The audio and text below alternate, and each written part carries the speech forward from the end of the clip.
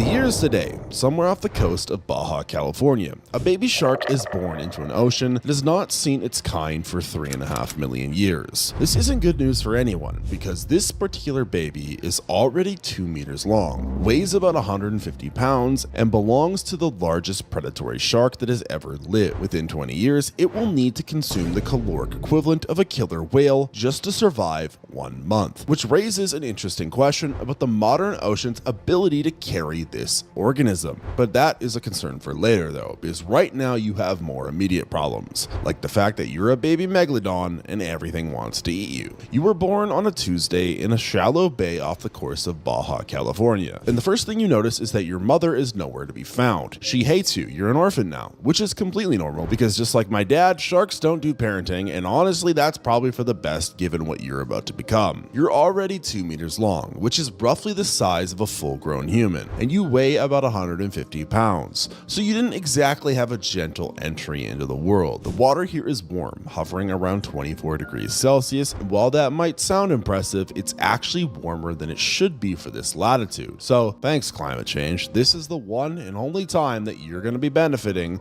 from human activity. Back when your species was thriving about 3.5 million years ago, nurseries were scattered around places like Panama, the Canary Islands, and what's now Maryland. All of them shallow bays with warm water and tons of food. And this bay off Baja fits that description pretty well, except for one critical difference, which is that the Miocene Ocean was consistently warm across huge areas, whereas now you're in a thin strip of acceptable water surrounded by temperatures that would slow you down to the point where you would mostly be useless. But you don't know that yet because you're about 6 minutes old and your main concern is the fact that you're extremely hungry, which is a problem that you're gonna have for the rest of your life, so you might as well get used to it now. Your first meal is a grouper that weighs about 30 pounds, and you eat it in 2 bites, which feels efficient until you realize that you're still hungry because your metabolism is designed for an ocean that no longer exists. So you spend the next few hours cruising the shallows looking for anything big enough to be worth the effort. And eventually you find a 4-foot shark. It's some kind of reef shark that was minding its own business until you showed up, and you eat it whole because you can, and because in evolutionary terms, eating a shark on your first day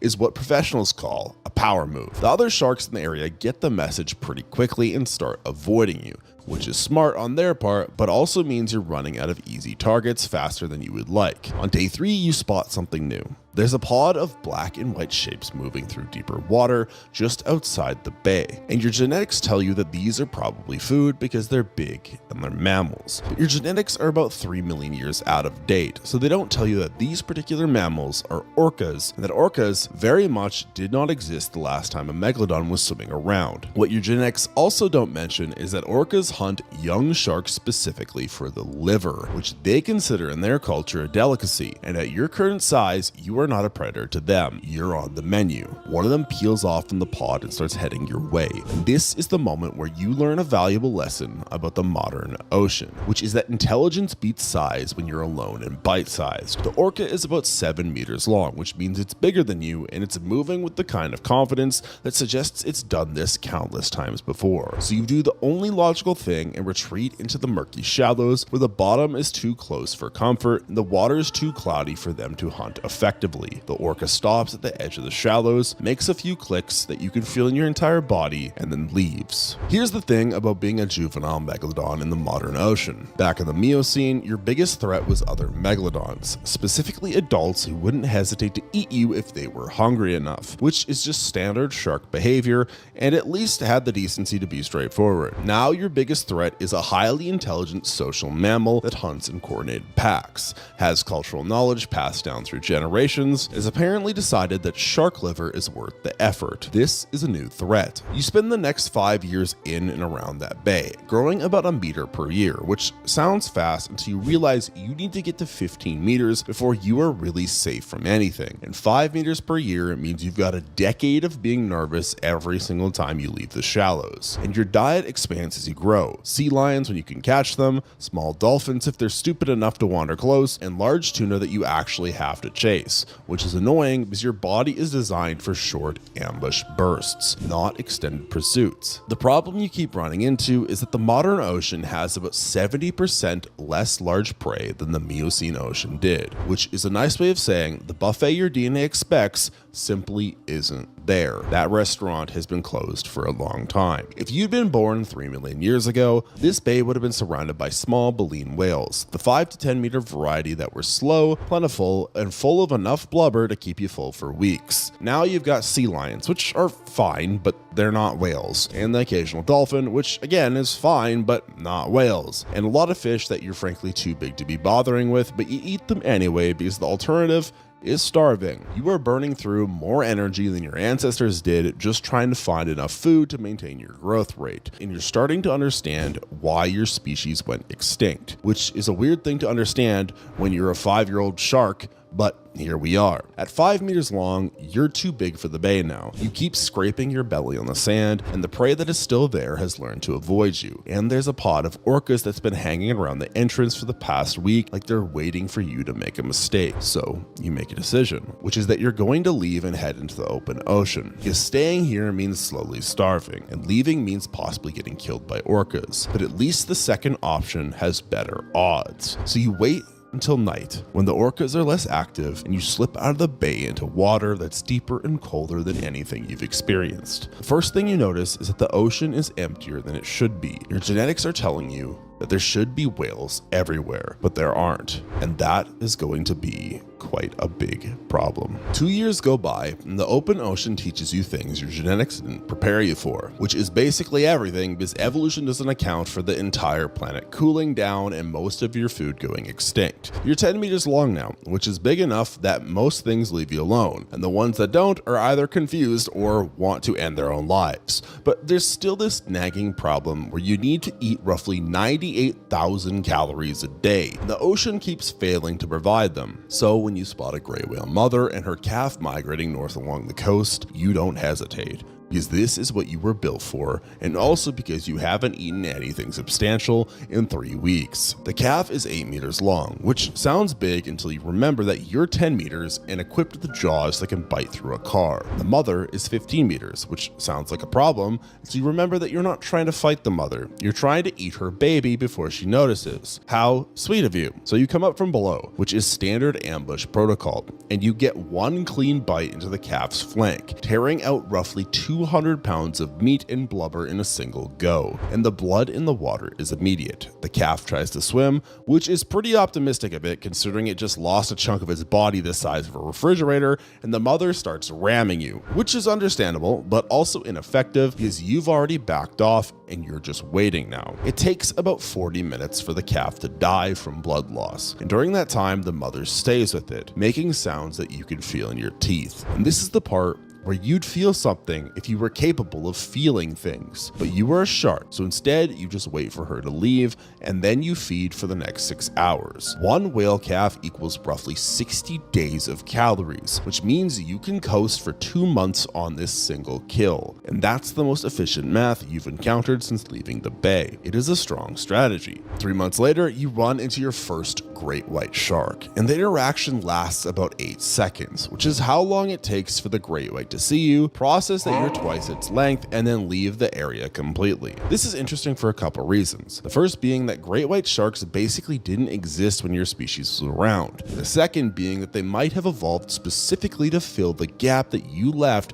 when you went extinct, which means in a weird way this great white is only here because your species died out, and now you're back, so that's kind of awkward. The great white was hunting seals near an island, and now you're hunting seals near an island, and the great white is somewhere else entirely, probably having an identity crisis. You eat 6 seals in 2 days, which barely moves the needle on your calorie requirements, but at least it's something. And you start to notice a pattern, which is that wherever you go, other predators leave. Orcas change their routes, sharks abandon hunting groups. You're reshaping the behavior of every large animal in your range just by existing, which would be impressive if it also wasn't evidence that the ecosystem has no idea what to do with you. You do not belong in this lost world. So you start moving north, following the whale migration routes because whales migrate and you need to eat whales. So the math is simple. But the whales are heading into the Bering Sea, which is cold, too cold, and your body starts slowing down around 12 degrees Celsius. So you stop at around 40 degrees north latitude and just wait for them to come back south. Earth. This is a problem your ancestors never had, because back in the Miocene, the ocean was warm everywhere, and whales didn't have polar refugees where they could hide from you. Now they do. They feed all summer in water that you can't tolerate, and then migrate back through your range for maybe 6 weeks out of the year, and that's your window. The rest of the year, you're hunting whatever you can find, which today happens to be a pod of sperm whales. And this goes badly for everyone involved. You target one of the calves, because of course you do, and the females immediately form a circle around it with their tails facing out, which is a defensive formation that apparently whales invented sometime in the last 3 million years. You try to get through because you're hungry, and that calf is your food. And one of the females hits you with her tail. It's not enough to seriously hurt you, but it's enough to make you reconsider whether this meal is worth getting hit by multiple whales who clearly know what they're doing. So you leave. This will be an important decision. Here's what's becoming clear. You're hunting 3 to 4 times more often than your ancestors did. You're traveling twice as far to find prey, and you're burning through energy like you're trying to heat a house with the windows open. Back in the Miocene, a shark your size could eat 1 medium whale every 2 months and be fine, because the ocean was warm and whales were everywhere, and you didn't have to chase them into polar water to find them. Now you're eating 1 whale every 2 months, plus seals, plus large fish, plus whatever else you can catch, and you're still operating at an energy deficit most weeks. The ocean your DNA expects is gone. What's here instead is colder, emptier, and has whales that are either too big to kill safely or smart enough to defend themselves in ways that make you rethink your life choices. You're surviving, barely, in an environment that has moved on without you. Your species went extinct because of this exact problem, and you are starting to see why. But you don't go extinct, at least not yet. And 15 years later, you're 17 meters long and weigh somewhere around 50 tons, which makes you the largest predatory shark in the ocean by a distance so large that it's almost unfair to other sharks. Except fairness isn't really part of the way ocean does its business. At this size, nothing can kill you except maybe a coordinated pod of extremely motivated orcas, and even then they would have to catch you in the right mood, which is to say distracted or injured, because on a good day you could bite one of them in half and the others would get the message pretty quickly. So you've been patrolling the same route for the past decade, which runs from Baja up to Northern California and back down, and then sometimes across to Hawaii depending on when the humpback whales are breeding. And this route is now essentially yours because every other large predator has learned to be somewhere else when you show up. The great white sharks that used to hunt seals off the coast have moved their operations further north into colder water where you won't follow them. And the orcas that used to own these hunting grounds now avoid you entirely after you killed 2 of them in separate incidents over the years. They learned. That's the thing about intelligent prey. They remember. The whale populations are changing too. Specifically, the mothers have started taking different migration routes to avoid areas where you've been spotted, which is a reasonable response to a 50-ton shark that's been eating their kids for 15 years. But it's also making your job harder because now you have to hunt over an even wider area to find them. You've now eaten 47 gray whale calves since you reached adulthood, which sounds excessive until you remember that you need to eat roughly 1 large animal per month to maintain your weight, and 47 calves over 15 years is actually below that average, which means you've been supplementing with a lot of smaller prey that barely registers on your calorie needs. Here's where it gets interesting from an ecosystem perspective though. The northern Pacific gray whale population is about 20,000 individuals, and you've personally killed 47 of their calves, which is 0.23% of the population. And while that doesn't sound like much, consider that you're one shark and you're measurably impacting a species' breeding success. Back when your kind was thriving, there were probably dozens of megalodons in the Pacific alone, and there were way more whales to compensate. So the system balanced out. Now there's 1 of you and fewer whales, and you're taking a slice that the population can technically afford to lose, but just barely. And humans have noticed, which was inevitable because humans notice everything and then make it everyone else's problem. Satellite tags on whales keep disappearing, and when whale carcasses wash up on beaches, they have these massive bites taken out of them that don't match any known predator. And shipping vessels have reported seeing something extremely large near the surface that's definitely not a whale because it's got a dorsal fin and it's moving wrong. Scientists are confused, which is understandable. Governments are concerned, which is less understandable because governments are usually concerned about the wrong things. And someone somewhere is probably already suggested killing you for the public's safety, which is rich considering humans spent the last century hunting whales down to 10% of their original numbers, and now they're worried about one big shark. The question everyone's asking is, what do you do with a 50-ton shark that eats endangered species? Do you protect it because it's the last of its kind? Do you kill it because it's eating things we've decided are important? Or do you try to track it and study it and hope it doesn't eat anyone's boat? Well, you don't care about any of this because you're a shark and you have no concept of human laws or conservation ethics. You just know that you're hungry and there's food in the ocean, and sometimes that food has a satellite tag on it. Your hunting strategy has evolved, which is a nice way of saying you've gotten more desperate and opportunistic as you've aged. You scavenge now, which you didn't do much as a younger shark, and you've learned that fishing vessels dump a lot of dead fish overboard, so you follow them sometimes and eat the bycatch, which is not dignified, but hey, it's free calories. You've also figured out that certain oceanic islands have whale populations that congregate nearby at specific times of year, so you time your migrations around that, and you've gotten very good at ambushing whales near the surface where they're breathing because that's when they're the most vulnerable. Last month you even killed a blue whale calf, which was the biggest prey item you've ever successfully taken, and blue whale calves are born at 7 meters long and weigh about 2 to 3 tons, so this is significant. The mother was 25 meters and there was nothing you could do about her. She's too big, too fast, and too aware. And if you tried to fight an adult blue whale, you would probably win eventually, but you'd also probably get seriously injured in the process. And an injured megalodon is a dead megalodon because you can't hunt effectively with broken bones. So you waited until the calf was separated during a deep dive, you came up from below, and you got one bite that was enough. The mother came back and found her calf dying and stayed with it until the end. And then she left, and then you fed for 8 hours straight. Here is the thing about blue whales though. They didn't get this big until after your species went extinct, probably because you weren't around to eat them anymore, which means the whales got bigger specifically because you were gone, and now you're back and the whales are too big for you to hunt safely except for the calves. There's almost something funny about that if you ignore how depressing it is. You are now 25 years old, and you've probably got another 20 or 30 years left, and you've killed hundreds of large animals in that time, and you've survived in an ocean that wasn't designed for you and has no real way to support you long term except through sheer stubbornness on your part. Can one megalodon actually survive in the modern ocean? Yes, apparently. Can you thrive? Not really. The ocean's too cold, the prey is too scarce, and you burn more energy finding food than your ancestors ever had to, and you can't reproduce because you're alone, and even if you could, there's not enough food to support a population of sharks your size. So you keep swimming, you keep hunting, and keep existing in a lost world that moved on without you 3 million years ago. You're the last megalodon again,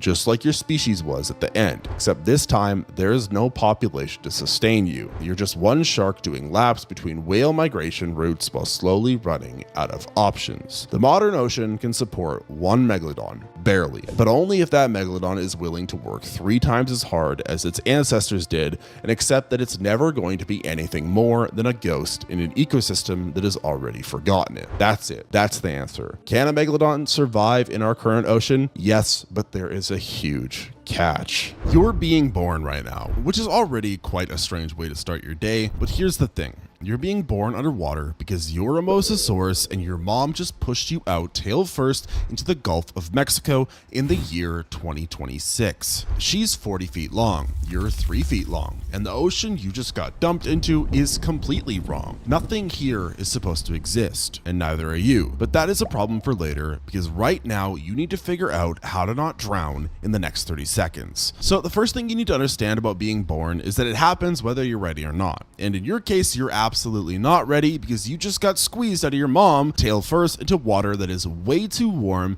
and filled with things that shouldn't exist. Your mom is already swimming away because Mosasaurus parenting involves exactly 0 steps after birth, just like my dad did, which is honestly pretty efficient if you think about it. And you don't have time to think about it because your lungs are screaming and you've never used a lung before. Instincts kick in and you start swimming up, which is good because the alternative is drowning in your first minute of life, and that would be embarrassing for everyone involved. You break the surface and suck in air that tastes wrong, like it doesn't have enough oxygen or not enough sulfur or something you can't quite place. The sun is too bright and the water is too blue, and everything about this feels incorrect on a level that you can't articulate because you are a reptile with a brain the size of a walnut. You're 3 feet long, which sounds impressive until you remember your mom was 40 feet and she's already long gone. She disappeared into the blue somewhere off the coast of Florida, and you're floating here alone trying to figure out what to do next. The Gulf of Mexico stretches out in every direction, and it's 2026 and you're supposed to be extinct, and none of that means anything to you because you're hungry and you've never eaten before. So you dive back down because staying at the surface feels exposed and dangerous. Your vision is actually pretty good underwater. It's way better than your sense of smell,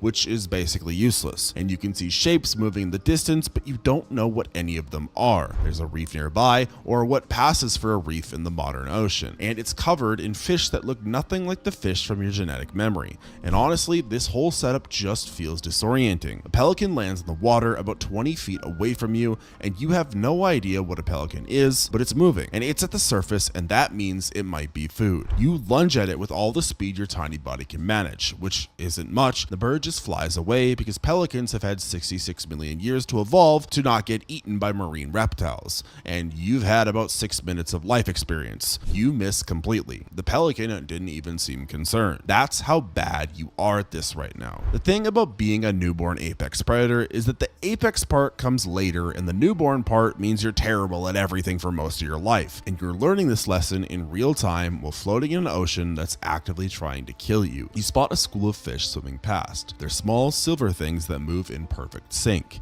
and you try the same lunge attack that failed on the pelican, and you miss again because fish are faster than birds apparently, and you're starting to see a pattern forming here. 6 hours into your life and you haven't eaten anything, and the hunger is getting worse, like a physical ache in your stomach that you've never felt before because you've never had a stomach before, and you're starting to understand that if you don't figure this out soon, you are just going to die and become part of the food chain instead of the top of it. That's when you see the mahi mahi, which you don't know is called a mahi mahi. You just see a fish that's about 2 feet long and it's swimming alone near the surface, and it's not paying attention to you. The smart play here would be to ambush it from below because that's what your instincts are screaming at you to do. And for once, you actually listen to your instincts instead of just charging at things. So you dive deeper, get under the fish, and then you kick your tail hard and shoot upwards with your jaws open. And the fish sees you at the last second and tries to turn, but it's too late because your teeth sink into its body right behind the head. It thrashes hard, way harder than you expected, and for a second you think it might actually shake loose, but your teeth are curved backward and designed to hold on to struggling prey, and you just bite down harder and wait for it to stop moving. The first taste of fish blood in your mouth is overwhelming, and the fish goes limp after about 30 seconds of thrashing, and then you have to figure out how to actually eat it. Turns out your jaw can unhinge in this horrifying way that makes your skull basically come apart, and you swallow the entire fish whole in 3 big gulps. It slides down into your stomach and sits there. You just killed something. You're 6 hours old, and you just figured out how to hunt. The next few days are basically the same pattern over and over. You hunt small fish and you miss most of them, and you catch enough to not die, and you start learning the rhythms of the ocean around you. Fish move in schools during the day and spread out at night. Sharks patrol the reef edges at dusk and dawn, and if you stay near the rocks, you can hide from bigger predators that probably want to eat you. And speaking of bigger predators, you meet your first bull shark on day 3, and it's a deeply unpleasant experience for everyone involved. You're hiding in a crevice between 2 rocks trying to digest a grouper you just caught, and this shark just appears out of the murky water, and it's 7 feet long and covered in scars. And it looks at you with these dead black eyes that don't register you as another predator, just as a weird looking thing that might be food. You freeze completely,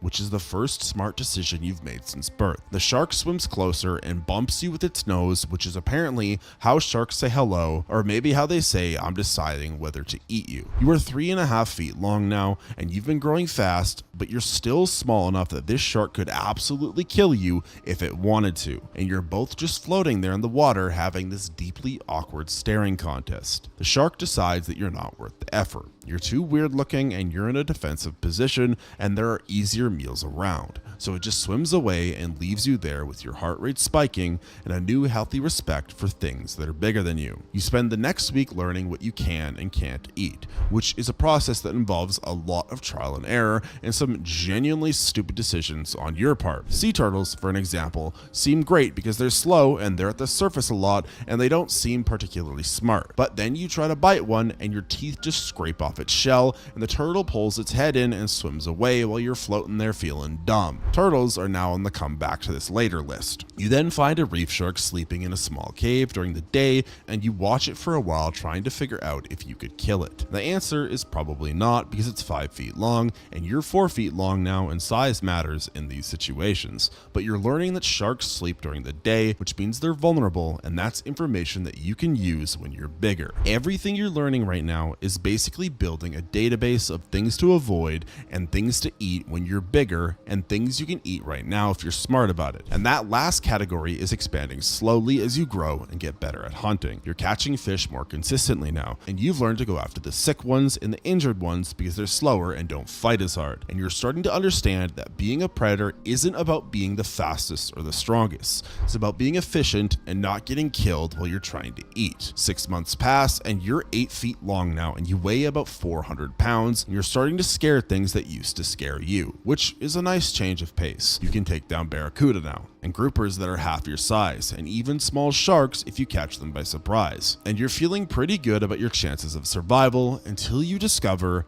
dolphins. And everything gets complicated again. You first see them on a random Tuesday in June. Not that you know it's a Tuesday because you're a reptile and time is just an abstract concept of day and night cycles. But there's a pod of 5 bottlenose dolphins swimming through your hunting area, and they're moving in this coordinated way that seems almost intelligent, which should probably concern you, but doesn't because you're young and dumb and you think you can take anything. One of them swims right up to you and makes this clicking sound and you have no idea what that means. You don't know about echolocation or sonar or any of the biological technology that dolphins evolved to navigate and hunt. You just know that this thing is making weird noises at you and it feels invasive. You decide to attack it because that's been your solution to most problems so far and it's worked out okay. And you lunge the dolphin with your jaws open and you miss by about 3 feet because dolphins are fast, way faster than you expected. Before you can even process what happened, there are 3 dolphins surrounding you and they're clicking and whistling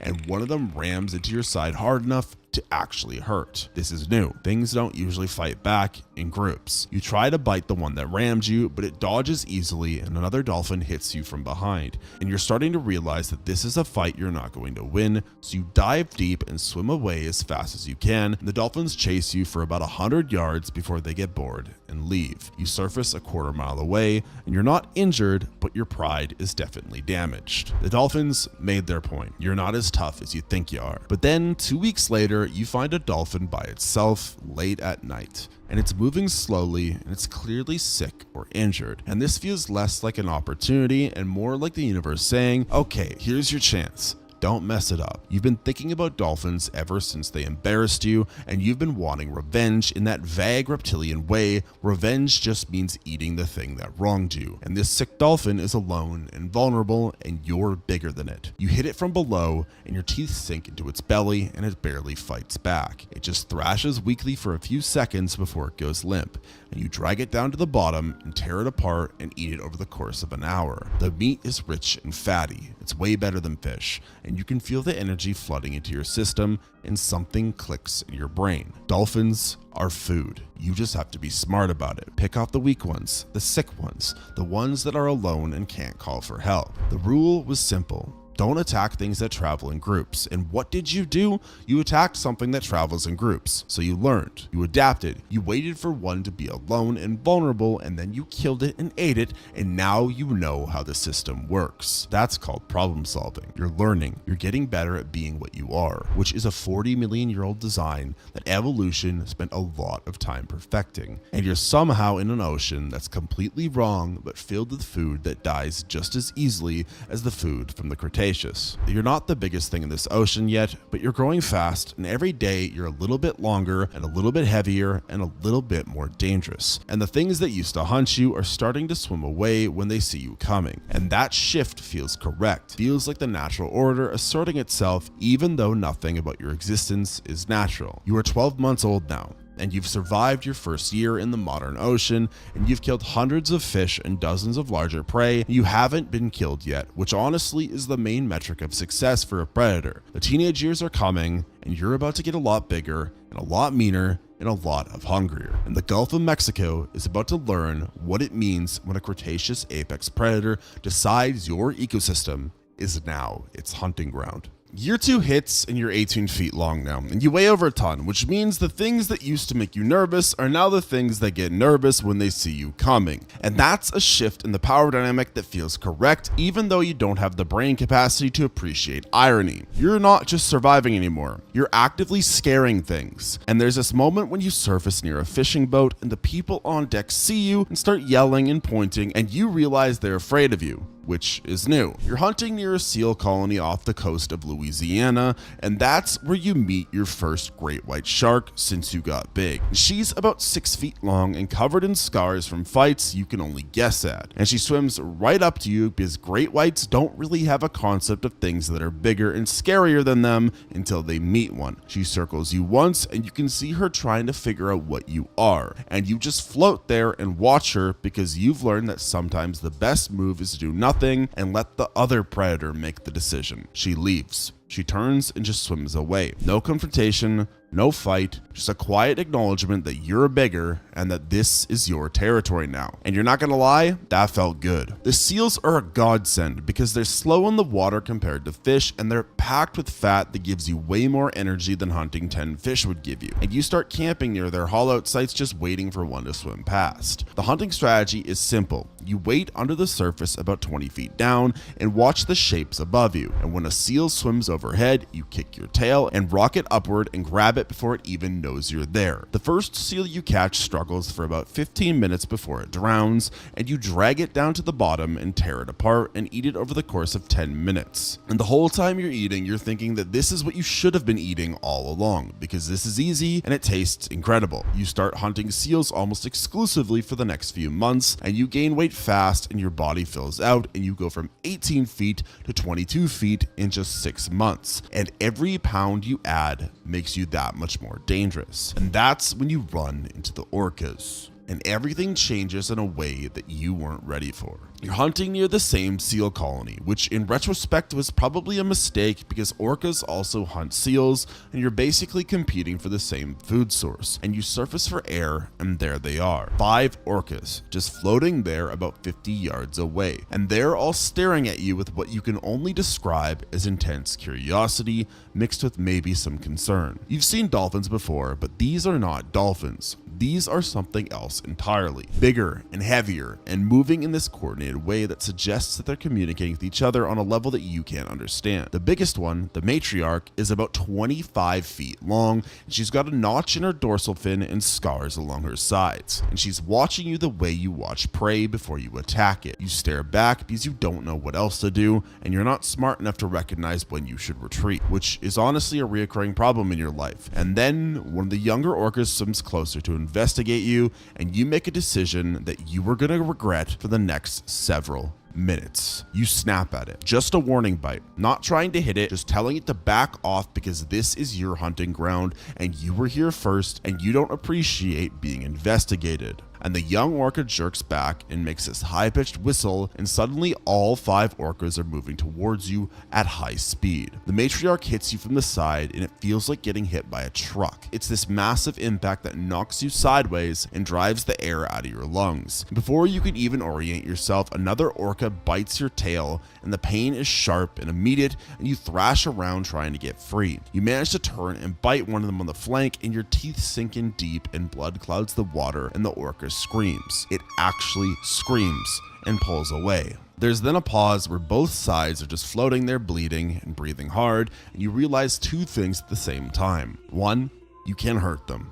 And 2, there are 5 of them and 1 of you, and if they press this attack, you are probably going to die. Your ribs are aching where the matriarch hit you, and you can feel something wrong in there. Maybe a crack, or maybe just deep bruising. The orcas are regrouping and clicking at each other, and you need to make a choice right now about whether to keep fighting or retreat. You retreat. You dive deep and swim away as fast as you can, and they chase you for maybe 200 yards before they stop. You don't surface for almost 3 minutes because you're trying to put as much distance between you and them as possible. When you finally come up for air, you're a mile away and your side hurts with every breath, and there's blood in the water from the bite on your tail, and you just learned a lesson that's going to stick with you for the rest of your life. There is something in this ocean that can beat you. The next few months are rough because your ribs take forever to heal, and hurting and hunting is painful, and you avoid orcas completely now.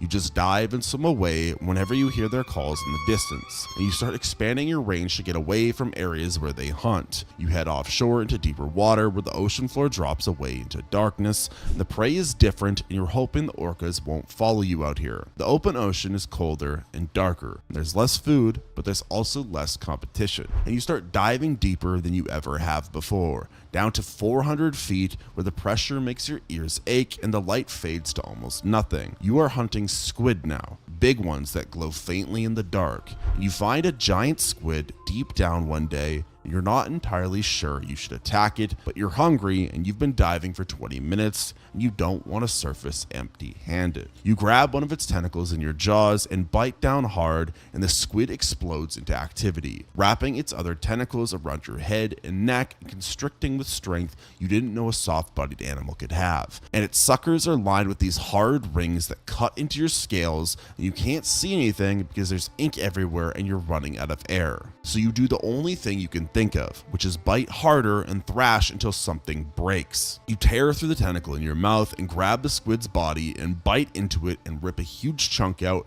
and the squid goes limp almost immediately. And you surface with pieces of squid still wrapped around your neck, and you spend the next 10 minutes trying to breathe and get the tentacles off your face. The meat is rich and strange, and you eat most of the squid over the next hour. And even though that was objectively a terrible experience, you start diving for squid regularly because they're easy to find and they're huge, and one squid can feed you for days. You also discover tuna out in the open ocean, big bluefin tuna that are swimming in schools and moving fast, and you learn to hit them from below when they're focusing on feeding and not paying attention to what's underneath them. Swordfish are out here too, and you attack one and it almost stabs you with its bill. It just misses your eye by about 6 inches, and you add swordfish to the list of things that aren't worth the risk unless you're starving. There are whale sharks out here too. They're massive, slow-moving filter feeders that are as big as you are but completely harmless. You investigate one because you're curious, and it just ignores you completely and keeps swimming with its mouth open eating plankton. You bite it once just to see what happens, and the skin is so thick and tough that you barely break through. The whale shark swims away like nothing happened, and you decide that whale sharks aren't worth eating unless you're really desperate, because they're basically swimming sandbags. Age 4 arrives, and you're 35 feet long now, and you weigh 8 tons, and you are absolutely at the peak of what a mosasaurus can be. And you've developed this routine where you patrol a circuit of ocean that takes about 2 weeks to complete, hitting all of the spots where you know the prey comes, and then moving on before you hunt the area out. You're an apex predator now, generally at the top of the food chain, except for those orcas that you're still actively avoiding. And every day you're eating seals or dolphins or fish or squid, and every day you're getting a little bit more confident that you're going to survive in this ocean that doesn't make sense.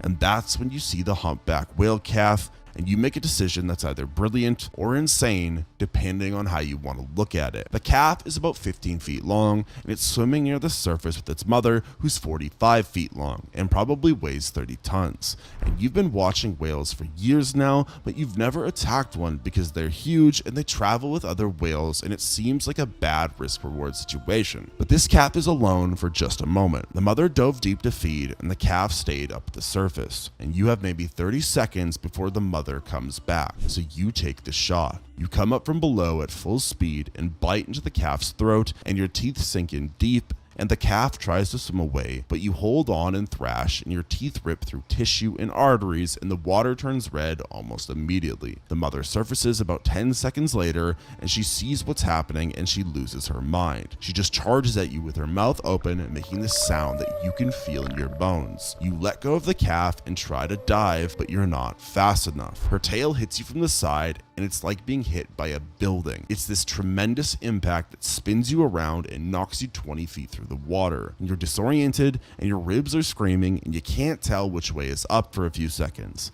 When you get your bearings, the mother is between you and the calf, and she's making these calls and pushing the calf with their head, trying to keep it at the surface so it can breathe. But the calf is dying. You can see the blood spreading, and the calf's movements getting weaker. And the mother can't fix a wound that big, no matter how much she tries. You retreat about 100 yards, just float there and wait. And the mother stays at the calf for almost an hour while it slowly dies. And then she finally leaves, and the calf's body starts to sink, and you move in to feed. The meat is rich, and there's so much of it that you eat until you can't eat anymore. And then you just lie on the seafloor next to the carcass and digest for the next 12 hours. The rule was simple: don't attack things that are with their mothers. And what did you do?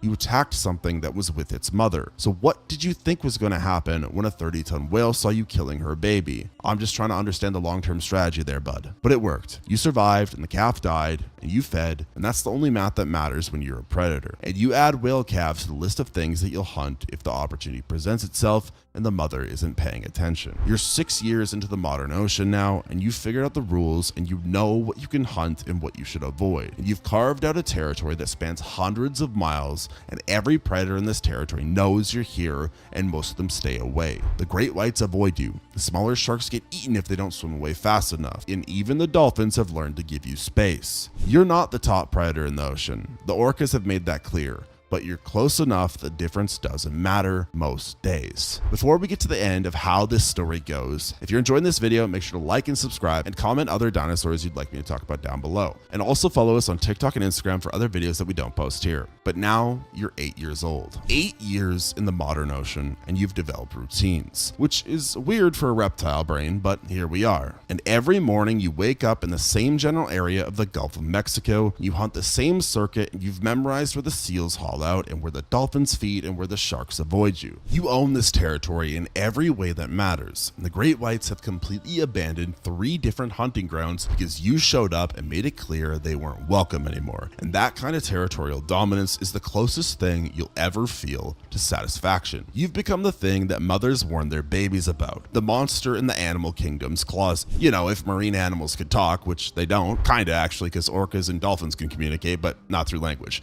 Anyways, the principle stands. Even the tiger sharks that used to patrol these waters have moved on to somewhere else. Somewhere you aren't, and the ecosystem has shifted around your presence in ways that would probably fascinate a marine biologist if one was watching, but nobody is because you hunt at night and you stay deep during the day and you're very good at not being seen. But there's this thing that keeps happening when you're alone, constantly alone. You don't have the brain capacity to feel lonely, but there's something off about being the only one of your kind in an ocean full of animals that travel in groups and raise their young and communicate with each other. You see dolphin pods playing together, and you see whale mothers with their calves, and you see sharks that school up for mating season. And you do none of these things because there are no other mosasaurs in this ocean, and there never will be. You are alone in this lost world, and you always will be. You don't think about it most days. Thinking isn't really your strong suit. You hunt and you eat and you breathe and you exist, and that's the entire scope of your concerns, which honestly seems like a pretty good deal compared to whatever humans are doing with their lives. But deep down, deep in your DNA, deep in your evolutionary instincts, you feel something wrong. You feel like there's something that you will never fully understand. The orcas come back on a Wednesday in March. Not that you know what March is or what a Wednesday means, but it's morning and you're near the surface after a night of hunting, and you've just finished eating a seal when you hear the calls. Those same high-pitched whistles and clicks that you haven't heard in almost 2 years. And your entire body tenses up because you know exactly what those sounds mean, and you know this isn't going to end well for anyone involved. You turn, and there they are. But this time, it's not 5 orcas. It's 12. And you recognize the matriarch from the notch in her dorsal fin and the scars along her side that you noticed in your last encounter with her. She remembers you too. You can tell by the way she's positioning her pod, spreading them out in a wide circle around you. And there's no curiosity this time, no investigation period where they try to figure out what you are. They attack immediately. Two orcas hit you from opposite sides at the same time, and the coordination is perfect, and you're slammed between them and you feel something crack in your ribs. Before you can even process what's happening, another orca bites down on your tail and pulls hard, and you're being dragged backwards through the water. You spin and catch one of them with your jaws, and you bite down hard enough to feel bones breaking, and the orca screams and blood fills the water, and you thrash and tear and rip a chunk of its side, and it pulls away, and you see it's badly hurt, maybe dying. But there are still 11 more, and they're all attacking now, and you're fighting for your life in a way you haven't had to since you were a juvenile. And every time you turn to face one attacker, another one hits you from behind. You bite another orca on your dorsal fin, and your teeth rip through it, and the fin tears half off, and that orca retreats too. And you're causing damage, but you're also taking damage, and you can feel bites on your flippers, and your tail, and your sides, and you're bleeding from at least 6 different wounds. The matriarch hangs back and watches and coordinates, and the younger orcas keep attacking in waves. And you realize with this cold reptilian clarity that they're trying to exhaust you, trying to wear you down until you can't fight anymore. And it's working. You're tired, and you're hurt, you need to breathe, and every time you try to surface, one of them hits you and drives you back down. This is a decision point, and you know it. And the choice is simple. Keep fighting and probably die, or retreat and live and give up this territory forever. You retreat. You bite one more orca on the way out just to make a point, and then you dive as deep as you can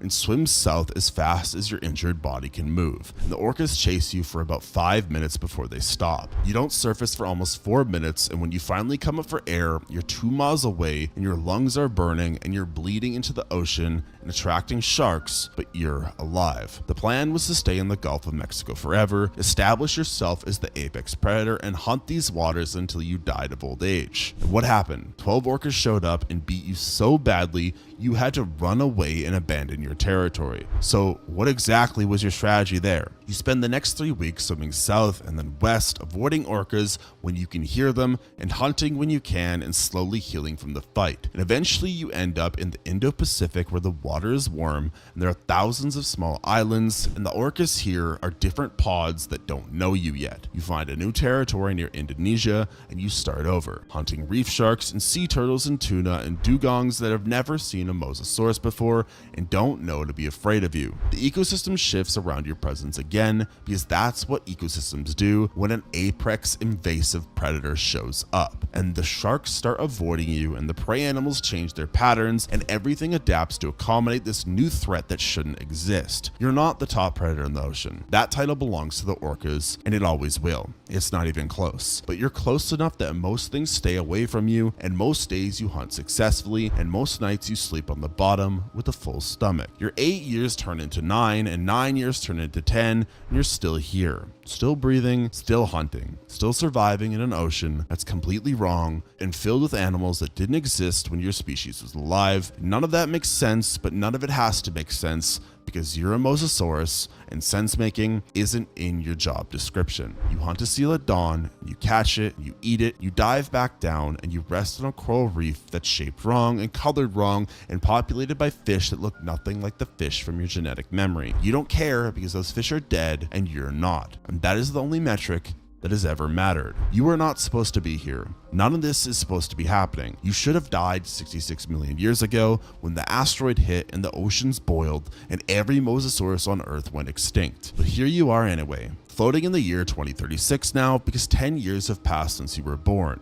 You're 40 feet long and you weigh 12 tons, and you have scars from orcas and sharks and whales and squid, and you're still the most dangerous reptile in the ocean, even though the ocean doesn't care about that. But the universe doesn't run on supposed to. You surface for air, and the sun is setting and the water is warm, and there's blood in your teeth from the seal you killed, and you can hear dolphins in the distance, and somewhere out there are orcas that might find you tomorrow or next week or never. And you'll deal with that when it happens, because that's what you do. You survive and you hunt and you eat and you breathe and you exist, and tomorrow you'll do it again. The day after that you'll do it again. The day after and the day after, and so on. There is no happy ending here. There's no closure, a resolution, or a moment where everything makes sense. You don't get to go home because home doesn't exist anymore. And you don't get to find a mate because there are no mates to find. And you don't get to die peacefully of old age because something will probably kill you violently before that happens. You just get tomorrow, and tomorrow you'll be hungry again. So you dive back down into the dark water and swim towards the reef when you know there are fish sleeping in the coral. And you're already thinking about what you're going to eat next because that's what predators do. They think about the next meal and the meal after. They don't waste time on anything else. The ocean didn't ask for a mosasaurus, and you didn't ask to be born into the modern world. But here you both are, and you've made it work for a decade now, and you'll probably make it work for another decade if the orcas don't find you, and if you don't get too old to hunt, and if nothing goes catastrophically wrong. And if something does go catastrophically wrong, well, at least you had a good run. 40 feet long, 12 tons, the apex predator in the wrong area. Killed hundreds of animals, survived a fight with orcas twice, outlived every single other mosasaurus in history, because you're the only one that got dropped into 2026. It's not a bad resume for a reptile that shouldn't exist. So you catch a fish and you swallow it whole and you just keep swimming. And somewhere above you, the stars are coming out, and somewhere below you, the ocean floor drops away into darkness.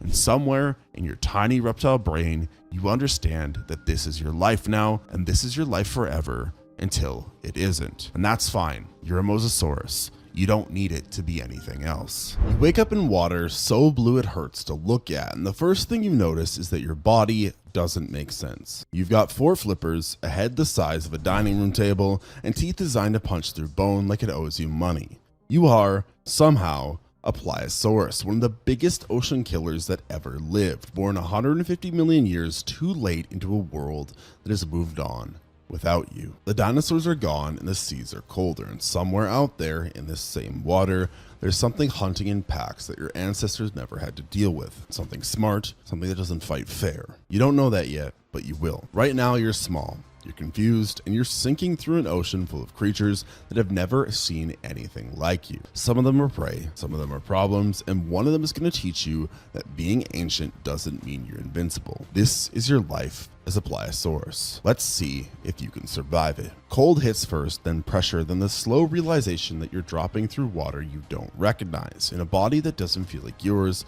with no memory of how any of this started. Your eyes work. That's something. The blue around you goes forever in every direction, and somewhere above there's light, which means up, which means air. You don't know how you know that you need air. You just know that your chest is starting to burn. If you don't move right now, that burning is going to be a problem. So you move. So you've got 4 flippers, and they're huge, and they respond when you tell them to. You claw towards the surface with the control of someone who's never used their own limbs before, because you haven't. 5 seconds ago, you didn't exist, and now you do, and the learning curve is basically vertical. You break the surface, gasp.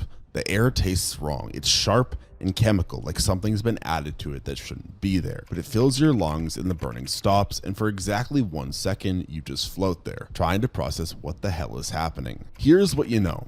You have a body. It's about 2 meters long. Your head is massive compared to the rest of you. And when you open your mouth, there are teeth in there that feel like they could go through a car door. Probably because they could. But here's what you don't know. Everything else. No memory of before, no sense of where you came from or why you're here. Just instinct, and right now that instinct is screaming one thing louder than everything else. You're hungry. Not just regular hungry, not I could eat hungry, but this is a deep bone level emptiness. Like your body is running on fumes, and if you don't find food in the next few minutes, something important is going to start shutting down. Your stomach feels like it's trying to digest itself, which is dramatic, but it's also probably accurate. So you sink back below the surface and start looking. The reef stretches out beneath you. Coral and rocks and little caves, all of it painted in colors you don't have names for. Fish are everywhere. Schools of them are darting between the structures, moving in patterns that almost look choreographed. They're small, most of them. They're bite-sized and fast. You pick a target, a yellowtail, maybe 15 pounds, swimming along the edge of a coral formation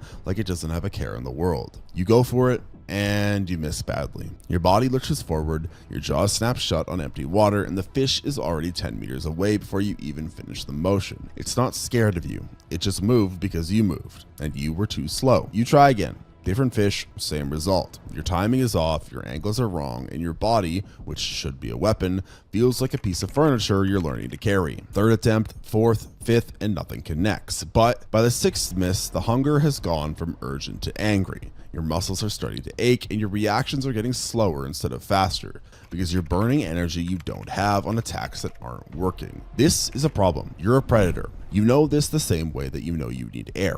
It's just true. It's built into your bones. But being a predator doesn't mean anything if you can't actually catch prey. And right now, watching other school of fish scatter before you get within striking distance, you're starting to wonder if maybe you're not as good as this as your DNA thinks you are. But then you see it. One fish is lagging behind the others, swimming weird, tilted, struggling, with one fin not moving the way it should. It's injured, maybe, or sick. Either way, it's slower than the rest, and slow is the only thing you can catch right now. You approach differently this time. No charge, no lunge. You drift closer, angling from below where it can't see you, letting the current do most of the work. The fish keeps swimming its broken little pattern, unaware that anything has changed. And you strike. And this time, you don't miss. The fish is in your mouth before it can react, and your teeth close, and there's this moment of pure satisfaction that floods through your entire nervous system. You did it. You actually caught something, which means you're not going to starve in your first hour of existence. The fish tastes wrong though. There's something chemical in it, something bitter underneath the blood and meat.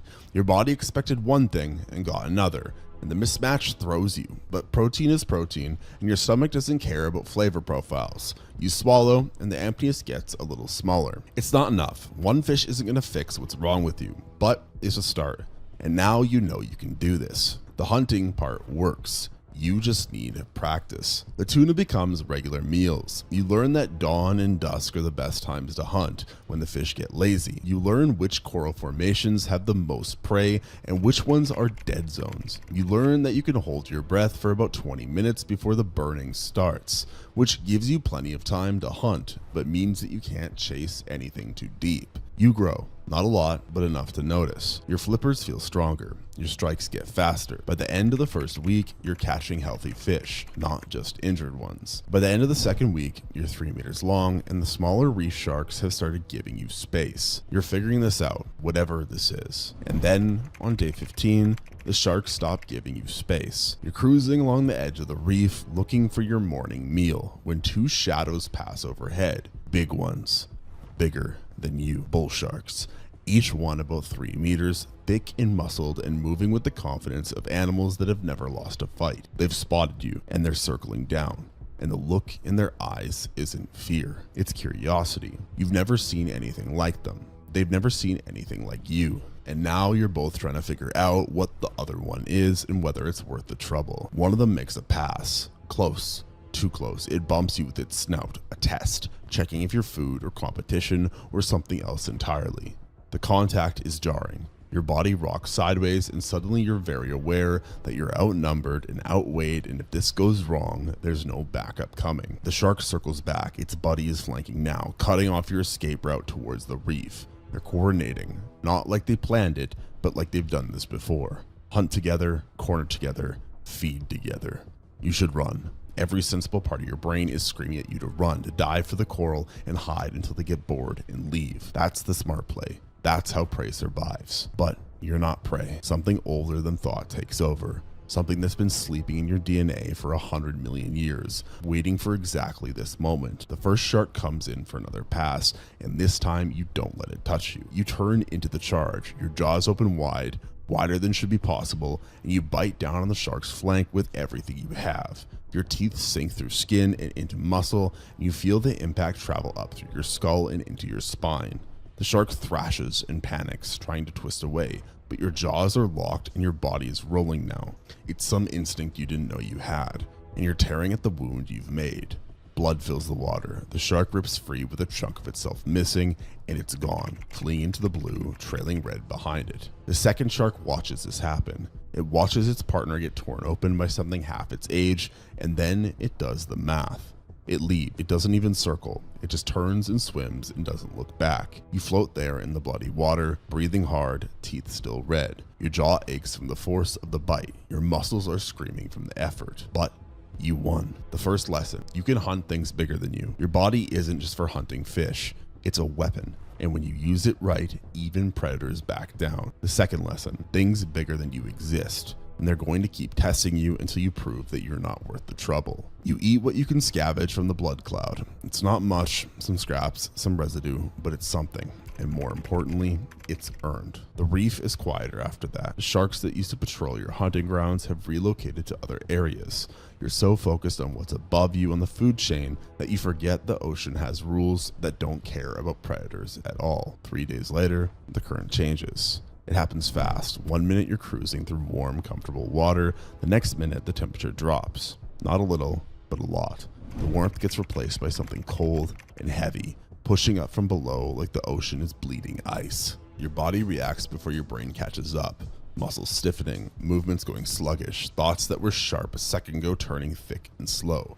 You're cold-blooded, or close to it, and the water around you is supposed to be warm. That's the deal. But something has changed, and now your body is shutting down in real time. And somewhere in the cold darkness below, there's a shape, watching, waiting to see if you stop moving. Panic helps. You force your flippers to work, pushing against the current, fighting towards the lighter water above where the sun still heats the surface. Every stroke is harder than the last. The cold keeps trying to pull you down, but you don't sink. You keep swimming. Finally, you hit warm water again. The relief is immediate. Muscles unclenching, thoughts clearing. You hang there at the edge between cold and warm, and you breathe, and you wait for your body to remember how to be alive. You almost died. Not from a predator, not from a fight, but from water that was the wrong temperature. The ocean has rules you don't understand, and breaking them will kill you just as dead as any shark. You stay in the warm zones after that. When you sense the cold getting close, you turn back every time. The reef isn't safe, but it's warm, and warm is what you need to survive. The fish population recovers as you learn restraint. You grow to 4 meters. The territory is completely yours now. No sharks, no competition, just you and the slow rhythm of hunting and resting. And then you hear them. Clicks, whistles, sounds that aren't random, that have patterns and rhythms and something that almost feels like language. They're coming from out past the reef, where the shelf drops off into open water. You swim towards the sound because you're curious and because nothing on this reef has given you trouble in weeks. You're the biggest thing here. You see them at distance, black and white shapes, moving together through the blue. 4 of them, maybe 5. They're hunting something. You can tell by the way they move, coordinated and purposeful, driving their prey towards a kill zone. They're beautiful in a terrifying way. Every movement is efficient, no wasted energy. They work together like the parts of one animal, each one knowing exactly where the others will be. One of them turns and sees you. It locks onto you with eyes that are way too smart for something that lives in the ocean. And for a long moment, it just looks. Not hunting, not threatening, just observing, taking notes, filing you away in whatever part of its brain handles new information. Then it turns back to its pod, and they disappear into the deep water, chasing whatever they were chasing before you interrupted. You don't follow. You don't know what those things are. You don't know why seeing them made every instinct in your body go quiet and still, but something ancient in your DNA, the part that kept your ancestors alive when everything else was dying, that part is telling you to pay attention. Those things are different. They hunt in groups, they communicate, and they remember. You swim back to your reef and you stay there and you don't sleep well that night or the night after because now you know something you didn't know before. You're not alone in this ocean, and whatever those black and white shapes are, they know you exist. The reef feels smaller after that, and the hunting feels less like survival and more like waiting to leave. You're growing, almost 5 meters now, and the fish aren't enough anymore. You need bigger prey, more territory, space to become whatever you're supposed to become. But getting bigger means leaving the warm shallows. It means going out into the open water where there's nothing to hide behind and nowhere to run. It means going where they are. You don't have a choice, really. The reef is tapped out. Another few weeks and you'll have eaten through the fish faster than they can come back. You need to move on, but you keep hearing those clicks in your memory. You keep seeing that one that turned to look at you, deciding something. You're going to have to leave eventually. And the only question is whether you'll be ready, and you already know the answer. In the morning, you finally leave the reef. The water is perfect, warm, clear, and calm in a way that feels like the ocean is holding its breath. You've been putting this off for days, circling the edges of your territory like there might be some angle you missed, some way to stay that doesn't end with you starving to death in the only home you've ever known. But there isn't. You've eaten through the fish faster than they can recover, and now every hunt takes longer than the last. Another week, maybe two, and there won't be anything left worth catching, so you go. The shelf drops away beneath you like the floor of the world just stops existing. 1 second, there's rock and coral in familiar shapes. The next, there's nothing but blue fading to black, going down and down and down until even your eyes can't find the bottom. It's the most exposed you've ever been. No walls, no cover, no landmarks to navigate by. Just endless water in every direction, and the slow, ugly feeling that anything could come at you from anywhere and you'd never even see it until it was too late. Your instincts hate this. Every part of you that spent weeks learning the reef is screaming that this is wrong, that open water is where things go to die, that you need to turn around right now and find somewhere with structure and shadows and places to hide. But you keep swimming because the alternative is slow starvation, and that's not really an alternative for an apex predator. The first few hours are the worst. You flinch at every shadow, every distant movement, every shift in the current that might be something coming for you, but nothing does. The open ocean is, it turns out, mostly empty. It's miles and miles of water with nothing in it but your own paranoia. And then, around midday, you spot them, shapes in the distance, moving fast, cutting through the water with the kind of speed you've only dreamed about.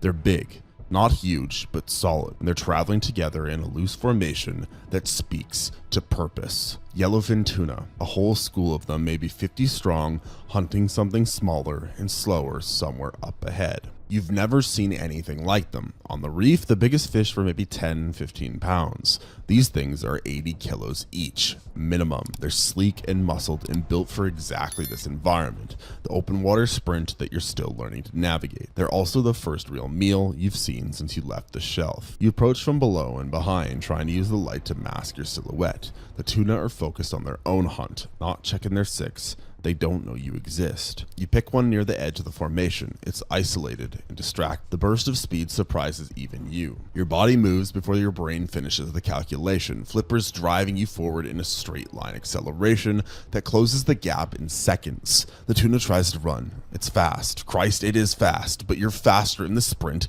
and your jaws are already open, and then they're not. The kill is clean. One bite, one shake, and you're done. The rest of the school scatters in every direction, silver streaks vanishing into the blue before you can even think about a second target. But that's fine because one is enough. The meat is different from reef fish. It's richer, denser. It floods your system with something that almost feels like warmth. For the first time since you entered open water, the panic in your chest starts to quiet down. You can do this. The ocean is big and empty and terrifying, but you can hunt out here. You can survive. Dawn becomes for hunting when smaller fish rise near the surface, middays for resting when everything smart is conserving energy, and nights are for cruising the temperature gradients, following the trails of warmth that lead to productive grounds. You grow 7 meters now. You're 4 tons of muscle and appetite. The tuna are regular meals and the fear is fading. But that's when you find the dolphins. A pod of bottlenose dolphins, maybe 20 strong, working a seamount about a mile off the coast. They're hunting the same fish you hunt, using the same tactics: surround, compress, and strike. Except they do it together, communicating in clicks and whistles that coordinate their movements like some kind of shared brain. They see you coming. Of course they do. Their sonar hits you from 100 meters out, bouncing back a perfect picture of exactly what you are and how fast you're moving.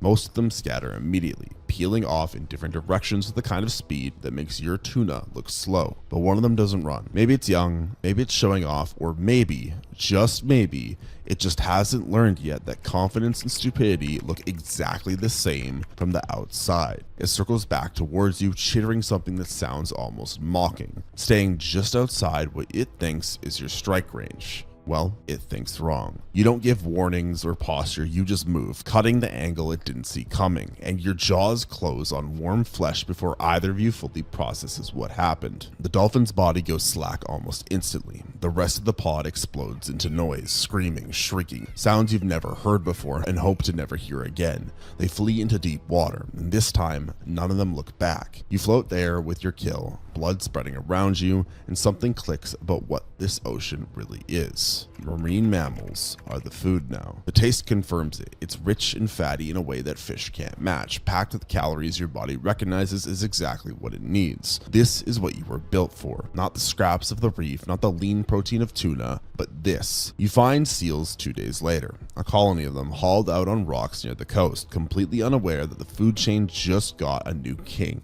They're slower than dolphins, less aware, and easier. The hunting gets good after that. You're 8 meters now, 5 tons, the biggest thing in any water you swim through, and everything knows it. Dolphins flee when your silhouette appears. Seals don't haul out on rocks anywhere near your patrol routes.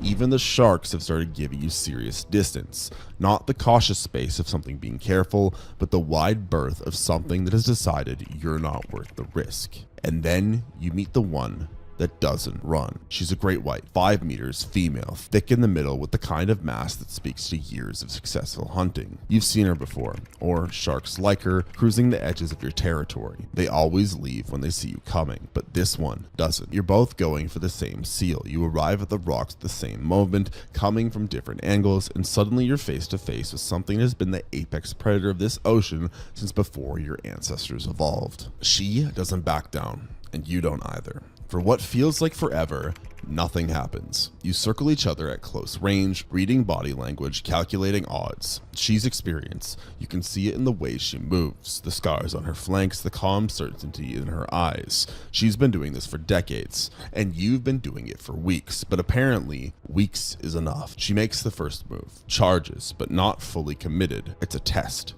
You hold your position and open your jaws wide. You let her see the teeth that have been ripping through everything this ocean throws at you for months. She veers at the last second, circles once, and leaves, smooth and unhurried, like it was her choice, like she had somewhere else to be anyway.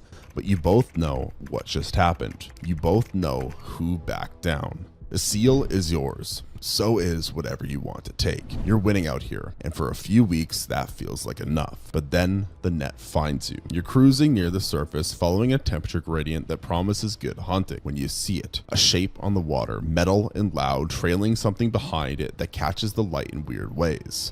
You don't know what a fishing trawler is. You don't understand nets or boats or anything about the creatures that operate them. What you see is a wall of trapped fish struggling against something that holds them in place, and your brain registers this as the easiest meal you've ever been offered. You approach. The net is huge, stretching across a section of water that would take you minutes to swim.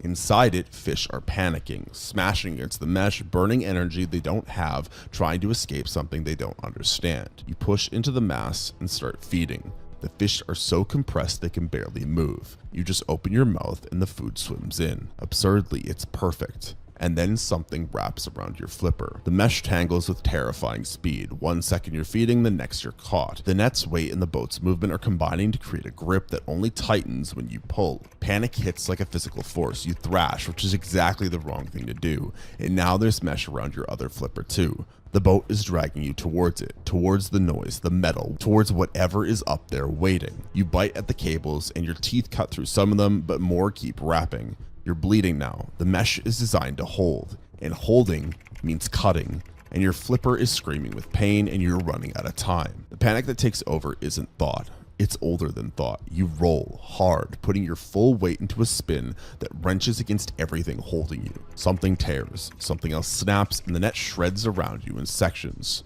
And then you're free, bleeding, sinking away from the surface as fast as your damaged flipper can take you. The boat doesn't follow. It can't. Things up there, the humans, they don't even know what just happened. They were never hunting you. They never even saw you. They just set a trap for fish and you swam into it like an idiot, and now you're wounded and scared and miles from anywhere safe. That's the lesson, and it lands pretty hard. Humans aren't predators. They don't hunt you the way sharks hunt or orcas hunt. They just exist doing human things, and those things can kill you without anyone meaning for it to happen. The flipper heals, mostly, but there's a scar now, a band of damaged tissue that aches when the water gets cold. You learn to favor it, to compensate, to not push it too hard in the first strike of a hunt. But you don't forget. A few weeks later, you're 9 meters long and back to hunting seals like nothing happened. The wound has closed, your confidence has returned, and you've just taken down a big male, maybe 200 pounds, and you're dragging it to deeper water to feed in peace. And that's when you hear them. Clicks, whistles, the same sounds from the reef months ago, except now they're close and they're getting closer, and there are more of them than before. It's 6 orcas, moving fast, headed directly for you. You stop dragging your kill and face them. You're not the same animal they saw at the reef. You're bigger now, stronger. You've taken down great whites and survived things that should have killed you. Whatever they're planning, you're ready. They fan out as they approach. It's a standard hunting formation. You've seen it before. You've watched them work other prey. One breaks from the group and comes forward, just like the bull sharks did, just like the great white did. They're testing. You snap at it when it gets close. It's a warning shot, back off, but it doesn't flinch. It veers and something hits you from behind. Teeth rake across your flank, not deep enough to kill, but deep enough to hurt, deep enough to draw blood that starts spreading through the water in a cloud you can taste. You spin, jaws wide, ready to crush whatever touched you, but they're already moving, circling. One of them grabs your seal, your kill, the meal you earned, and drags it away from you while 2 others cut off your pursuit angle. They're not trying to kill you. They're taking your food, proving that they just can. You could fight, 6 against 1, wounded already, and they're faster than you in the open water. You could throw yourself at them and maybe take one down before the others swarm you, but you don't, because something in their eyes tells you that's exactly what they want. So you back off. You watch them tear apart the seal you caught and watch them eat your kill while the wound on your side burns and the shame burns worse. When they're done, they leave, slow, unhurried. One of them looks back at you, the same flat look from the reef, except now you understand what it means. They're not impressed. They're not scared. They've taken your measure, and they've decided that you're something they can manage. The wound heals in the following weeks, but the pride doesn't. You're still faster than anything your size, but now you know there's something out there that doesn't care. Something that works together in ways that you can't match, thinks in ways you can't predict, and that will take from you whatever it wants and leave whenever it's ready. And somewhere in the back of your mind, a clock starts ticking, because this isn't over, and you both know it. If you've been listening so far and love hearing about a time-displaced pliosaurs get humiliated by orca whales, I respect your commitment to the suffering. You should like this video and subscribe, because this is the type of content we make here, and we're going to be doing tons of different dinosaur simulations in the future. Now, let's get back to the story and the conclusion of this epic tale. The weeks after the orcas are quiet. Too quiet. You grow to 10 meters, then past it. The seals come back to their rocks when they think you've moved on. The dolphins stay scattered. And then the water changes. New sounds, low and massive, coming from the deep channels. New smells, rich and organic, carried on currents you haven't felt before. Something big is moving through your territory, something bigger than anything you've ever encountered. Humpback whales. Hundreds of them, mothers and calves, migrating through warm water on their way to somewhere you've never been. You watch them pass for days, sizing them up, running calculations you didn't know you could run. Adults are way too big. They're 30 tons of muscle and protective fury. Even you can't take one of those alone. But the calves are different. 5 meters, 6. Young and slow and still figuring out how their bodies work. You start following the migration at a distance, patient, watching for separation. And somewhere out there, on the edge of your hearing, you catch the clicks and whistles of something else following the same whales with the same idea. The orcas want what you want, and this time, someone's going to get it. You've been trailing the herd for 3 days when you finally see your opening. The calf is young, maybe 5 meters, still clumsy with its own body, and its mother has drifted too far into a chat with another adult. There's a gap, 20 meters of open water between the calf and anything that could protect it. You've waited your entire life for a moment like this, maybe not consciously, but somewhere deep in the wiring that makes you what you are, the big kill. The proof that you belong at the top of whatever food chain you've landed in. You move from below, using the light to hide your shape the way you learned with tuna and dolphins and everything else that came before. The calf is focused on keeping up with the herd, burning energy just to stay in formation. It has no idea you exist. The strike is perfect. Your jaws close on its tail, teeth sinking through blubber and muscle, and you wrench backward with your full weight. The calf screams, a sound so low and loud it vibrates through your skull, and blood starts pouring into the water around you. For about half a second, you think you've won, but then the mother turns. 30 tons of protective fury coming at you with the speed of something that has exactly one thought in its head: kill whatever is hurting my baby. She hits you like a building falling sideways. Your grip tears loose and your ribs do something they're not supposed to do. The world spins in a wash of blood and bubbles in the deep resonant sound of a whale that wants you dead. You tumble, recover, get your bearings just in time to see her putting herself between you and the calf, which is still alive but struggling now, leaving a red trail as it tries to swim. You drew blood. That's something. The calf is wounded in a way that matters, bleeding out energy it can't afford to lose. But the mother is a wall. 30 tons of wall with a tail that could break you in half if it connects clean. You circle. She follows. Every time you try an angle, she cuts you off. Every time you feint, she calls the bluff. She's not going to let you get close again, not willingly. So you wait. The calf is slowing down. Blood loss and shock are doing the work you started. The mother can protect it, but she can't heal it. And the longer this goes, the weaker her baby gets. Patience always wins. But then the clicks start, coming fast from the east, the same sounds that have been following you for days, staying just far enough back to watch without being seen. 7 orcas, the whole pod spreading in a hunting formation you recognize because you've been on the receiving end of it. They want the calf too. For one frozen moment, everything stops. You and the orcas and the wounded calf and the mother who can't protect it from both of you at once. Everyone is doing the same math, running the same calculations. And then it all goes to hell. 2 orcas break for the calf, the mother moves to intercept, and 3 more are coming straight at you. Not testing, not posturing, just attacking with a kind of intent that says they're done playing games. You catch the first one by the dorsal fin and bite down until you feel bone give way. It screams and thrashes and you don't let go because letting go means the other 2 get free shots. One of them goes for your flank, the same flank that they raked last time, and the pain is blinding, but you're already spitting. Already looking for the next target. Blood is everywhere. Nobody's winning. That much is obvious. Yours, theirs, the calf still pumping out in the background while the mother tries to fight off 2 orcas at once. And then there's a new sound. Engine noise. Propellers churning water somewhere above you. A boat. A human boat, probably drawn by the splashing in the blood and whatever else they use to find things like this.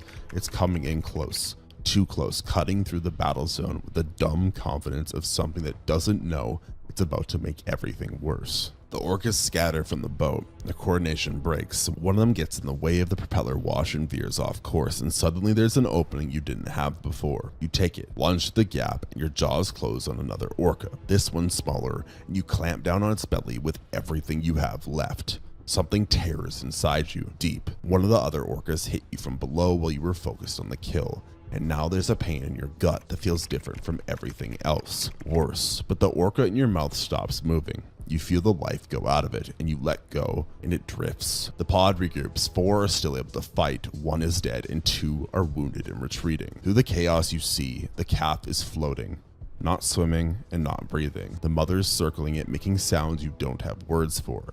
The orcas look at you. At their dead, at the boat that's still hovering nearby, humans shouting and pointing at something they'll never understand. They make a choice. They take their wounded and they leave. You're left floating in red water, bleeding from your belly, listening to a mother wail mourn her calf, and the drone of human voices saying things that don't mean anything. You didn't win. Nobody won, but you survived. The next 2 days are bad. The wound in your belly gets infected. Fever hits on day 3. Your body temperature is climbing in ways that shouldn't be possible for something like you. It's modern bacteria, probably. Stuff that's had 100 million years to evolve while you weren't around to build defense against it. You find a cove, warm and shallow. You stop moving and just exist, surfacing to breathe and sinking back down to wait for whatever comes next. On day 6, the sharks come. They smell you. They smell the weakness, the infection, the blood that's still seeping from wounds that won't close. There's 3 of them, small by your standards, but you're not measuring anything by your standards anymore. You're measuring by, can this thing kill me right now?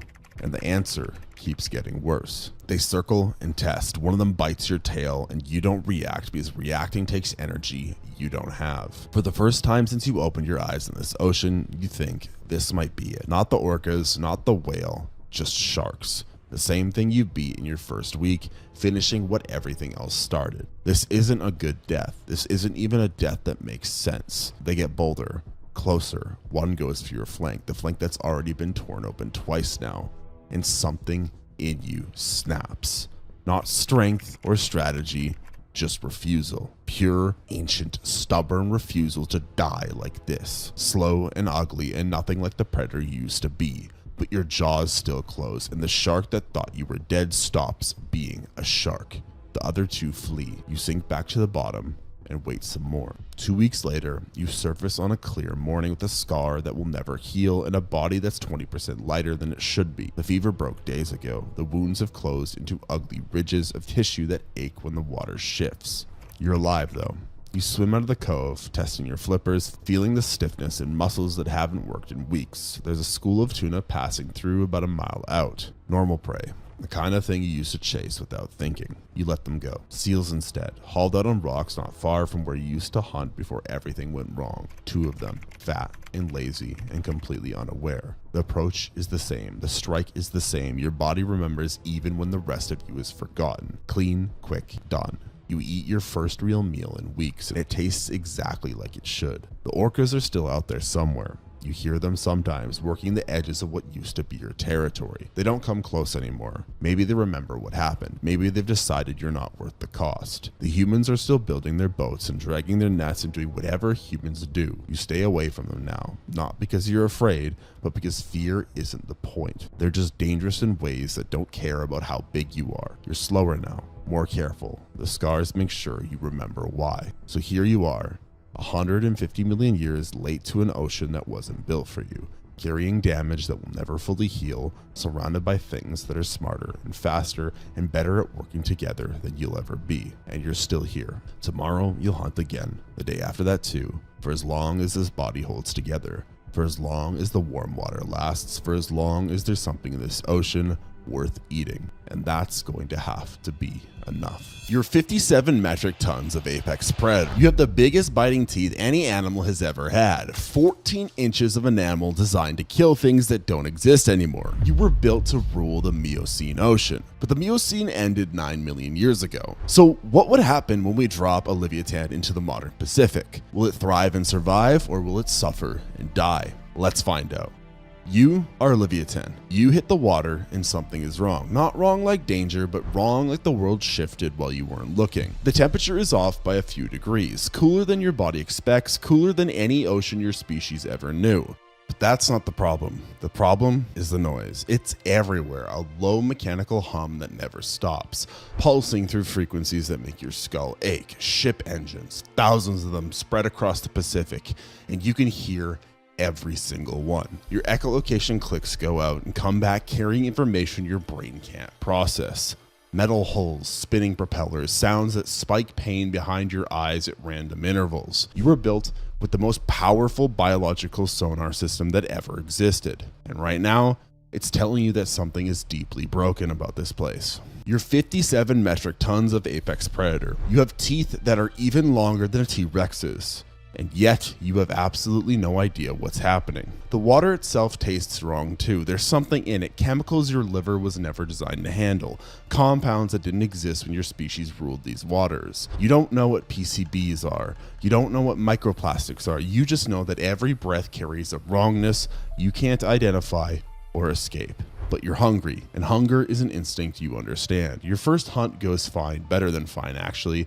You pick up a minke whale on sonar, 8 meters long, maybe 10 tons, practically a snack, and you run it down in open water. The kill is clean, your jaws close around its midsection, and your teeth do exactly what millions of years of evolution designed them to do. You eat, and you feel the familiar satisfaction of a full stomach after a successful hunt. Something is off. The minke didn't run the way prey is supposed to run. It's scattered in a pattern that doesn't match anything in your instincts, like it was responding to a threat you couldn't perceive. And when you scan the water after the kill, you pick up other signatures in the distance. Not approaching, but just watching. Other intelligent creatures noticing what just happened. You don't know this yet, but you've just announced yourself. Everything that matters in this ocean now knows you're here. The days blur together after that. You hunt, you eat, you claim territory. A few thousand square kilometers of Pacific water where nothing challenges you directly. Great whites come nosing around twice, drawn by blood in the water, and both times they take one look at your silhouette and leave. Smart fish. A humpback calf wanders too close to your territory and you take it down in under a minute. Easy, efficient. You're doing exactly what you were built to do. And still the wrongness won't go away. The noise never stops. The water never tastes right. But every success feels slightly hollow. Like you're winning a game whose rules changed while you were asleep. Then you find the sperm whales. A pod of 12, females and calves moving through the edge of your territory in a loose formation. Your sonar picks them up from 3 kilometers out. Big animals, some of them nearly as long as you are. The largest toothed whales in this ocean. Your brain processes the information in the way your instincts tell it to. Prey. Big prey. Valuable prey. You close the distance. The thing about being an apex predator is that you don't really think about tactics. You don't need to. You're the biggest, the strongest, the most heavily armored thing in the water. Your entire existence is built on a simple equation. Attack, overpower, eat. It's worked for your entire species' existence. There's no reason to believe it won't work now. You're about 200 meters out and the sperm whales do something you've never seen before. They talk. Not the slow communication clicks that you're used to. This is fast, urgent, a rapid-fire exchange of coda patterns rippling through the pod in under 10 seconds. And then, before you can close the gap, they move. They're not fleeing, they're reorganizing. By the time you reach attack range, the pod is already in formation. The adults are facing outward in a tight circle with tails cocked and ready. The calves are pulled to the center where you can't reach them. One of the females releases something into the water, a cloud of brown fecal matter that blooms outward, fouling your sonar and burning your senses with a harsh chemical sting. You've never seen coordinated defenses before. Nothing in your instincts covers this, but you attack anyway because that's what you do. Your jaws close on a calf at the edge of the formation. A young one, maybe 4 meters, not quite fast enough to pull completely into the center. Your teeth shear through blubber and muscle the way they were designed to. One down. And then 3 adult tails hit you at the same time. Not damaging, you're built to take hits, your skull is basically a battering ram, but the coordination shocks you. 3 separate animals striking at the same moment from 3 different angles, like they planned it. Because they did plan it. They were talking the whole time. You pull back with your kill, bleeding from strikes you didn't see coming. The formation holds. The remaining adults watch you with eyes that don't look like prey eyes. They're still clicking, still communicating, with rapid codas passing between them like they're filing a report. You've never felt uncertain during a hunt before. You feel uncertain now. The sperm whale pod moves off after an hour and you let them go. You have your kill. You won. Technically, you dominated. You took what you wanted and nothing could stop you from taking it. But as you float there with a dead calf in your jaws, the wrongness is stronger than ever. The prey coordinated. They communicated. They moved as one organism with 12 bodies, and they hurt you for it. Your instincts have no answer for this. For millions of years, your species sat at the top of the food chain because nothing could match you in a straight fight. But this wasn't a straight fight. This was something else, something the Miocene never prepared you for. You can still hear the sperm whales clicking in the distance. Not panic sounds, not fleeing. They're talking to each other, sharing information about what just happened, what you are, how you hunt, and underneath that sound, much farther away, you pick up something else. Orca calls. High-pitched and intelligent, the kind of sound that means someone is paying attention. The ocean is taking notes, and you just gave it something to write about. You eat your kill because you're hungry, and hunger is simple, but the satisfaction is gone. You won the fight, and winning felt different than it's supposed to. Hollow and incomplete, like the victory proved something you didn't want proven. You were built to dominate alone. That's the whole point of being an apex predator. You don't need anyone. You don't rely on anyone.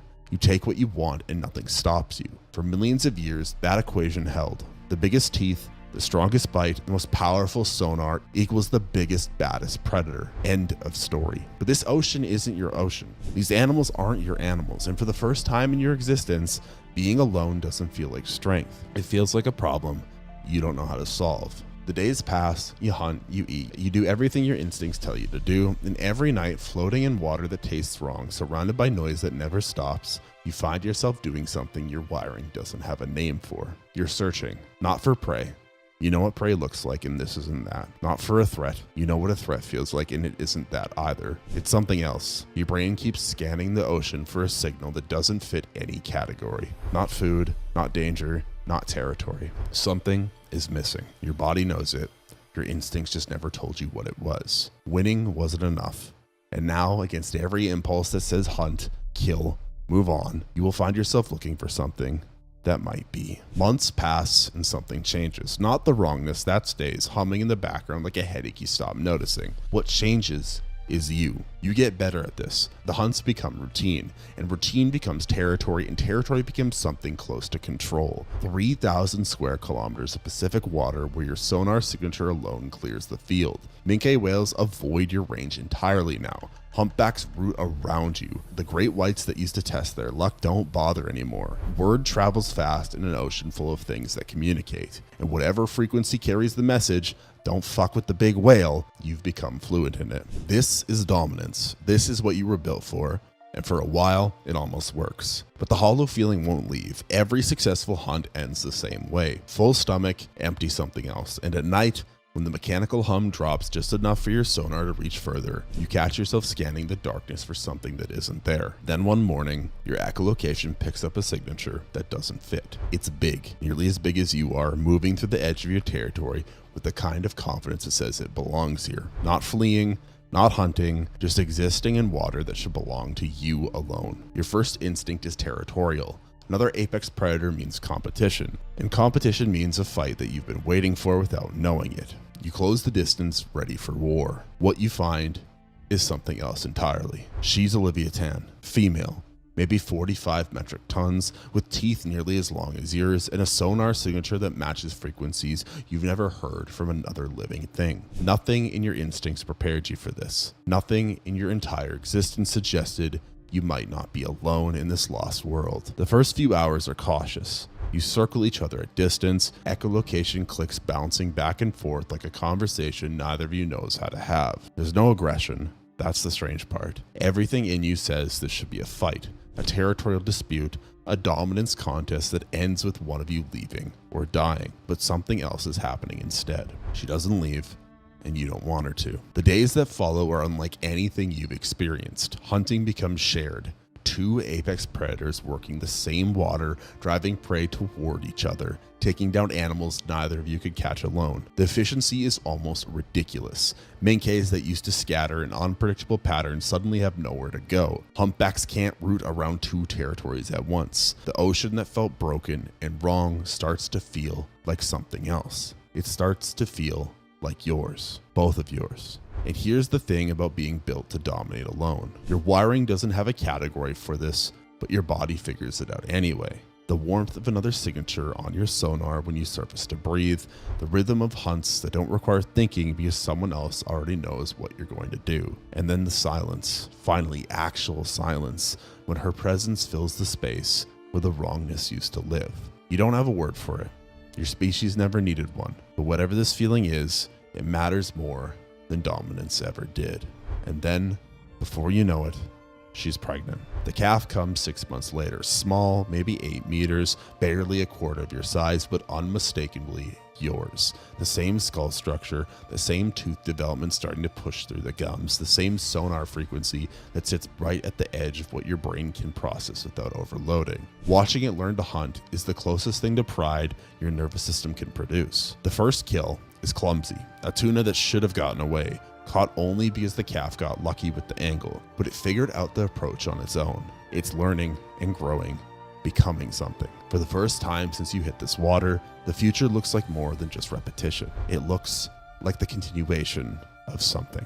You have something to protect now, something that matters beyond the next kill or the next territory dispute. The creature that was built to dominate alone has found a reason to care about something other than itself. And that's exactly when the ocean decides to teach you what caring costs. The orcas come on a Tuesday. Not that you know what Tuesday is, but later, when you think about it, there will be a specific day when everything changed, and that day was this one. Your sonar picks them up from 2 kilometers out. At first, you think it's one pod. 8, maybe 10 signatures moving fast, Then the count doubles, then it doubles again. By the time you understand what you're seeing, there are over 40 orcas converging on your position from 3 different directions. This isn't a hunting party. This is an army. Your mate sees them too. The calf, still learning to read sonar signatures, doesn't understand what's happening, just that mom and dad are suddenly moving faster, pulling tighter, and positioning themselves between the approaching noise and the small body they've spent 6 months protecting. The orcas don't attack you directly. That's the first thing you notice. It takes too long to understand why, because they're not here for you. They're here for the calf. The strategy plays out with the kind of precision that only comes from generations of practice. 20 orcas engage you and your mate, feinting, withdrawing, rotating fresh attackers in while tired ones fall back. It's not a fight they're trying to win. It's a distraction they're trying to maintain. You kill 3 of them in your first 10 minutes. Your jaws close on an adult female. She comes apart like wet paper. Another one gets too close and catches a tail strike that sends her spinning into the dark, probably dead. A young male tries to bite your flank and loses half of his face to your teeth. It doesn't matter. For every one you kill, 2 more take its place. And while you're fighting, the other 20 orcas are working. They're not attacking the calf. They're hurting it. Slow, patient, coordinated movements that push it further from you, meter by meter, while you're too busy surviving to notice. By the time you realize what's happening, your calf is half a kilometer away and surrounded. You abandon the fight and charge. The orcas on you scatter. They were never trying to win, just to buy time. Your mate is right behind you, both of you pushing 35 kilometers per hour through water that suddenly feels as thick as concrete. You're too late. The calf is floating at the surface when you reach it. Still alive technically, but bleeding from a dozen wounds that weren't meant to kill quickly. That's the orca strategy. Don't go for the instant kill. Go for the bleed out. Make the prey weak enough that it can't run, and then take your time. The orcas scatter as you arrive. They got what they came for. The damage is done. You stay with your calf for 3 hours while it dies. Your mate is there too, circling, clicking sounds that don't mean anything because nothing means anything anymore. You press your body against the small one, trying to keep it warm, trying to keep it here. It doesn't work. Nothing works. The last thing your calf sees is you, and then it doesn't see anything. Grief, it turns out, doesn't have an instinct. Your body has programs for hunger, for territory, for dominance, for the warm feeling when another body swims alongside yours. It doesn't have a program for this. You stay with the body for 3 days. You don't eat, you don't hunt. The ocean moves around you, ships passing, whales migrating, the endless mechanical hum that you used to hate but barely notice now, and none of it matters. Your mate leaves on the 2nd day. You don't blame her. There's nothing here anymore. The orcas won, not because they were stronger. You killed 6 of them, and she killed 2, but because they were smarter, because they coordinated, because 40 minds working one plan beats 2 minds working alone. It was the same equation that failed you against the sperm whales, scaled up until it took everything from you. You were built to dominate alone, and alone is exactly what you are now. The days blur, then the weeks. You drift through territory that doesn't feel like territory anymore, hunting just enough to survive, existing without purpose. The wrongness is back, stronger than ever, but now it has a shape.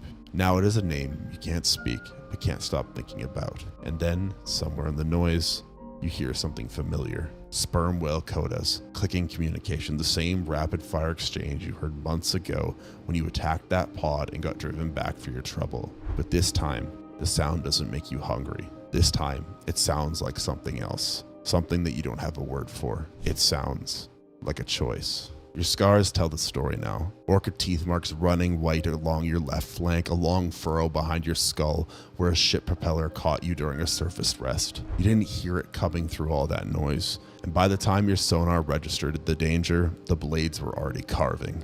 Your tail is a notch where something took a bite years ago. You don't even remember what. Old is what you are.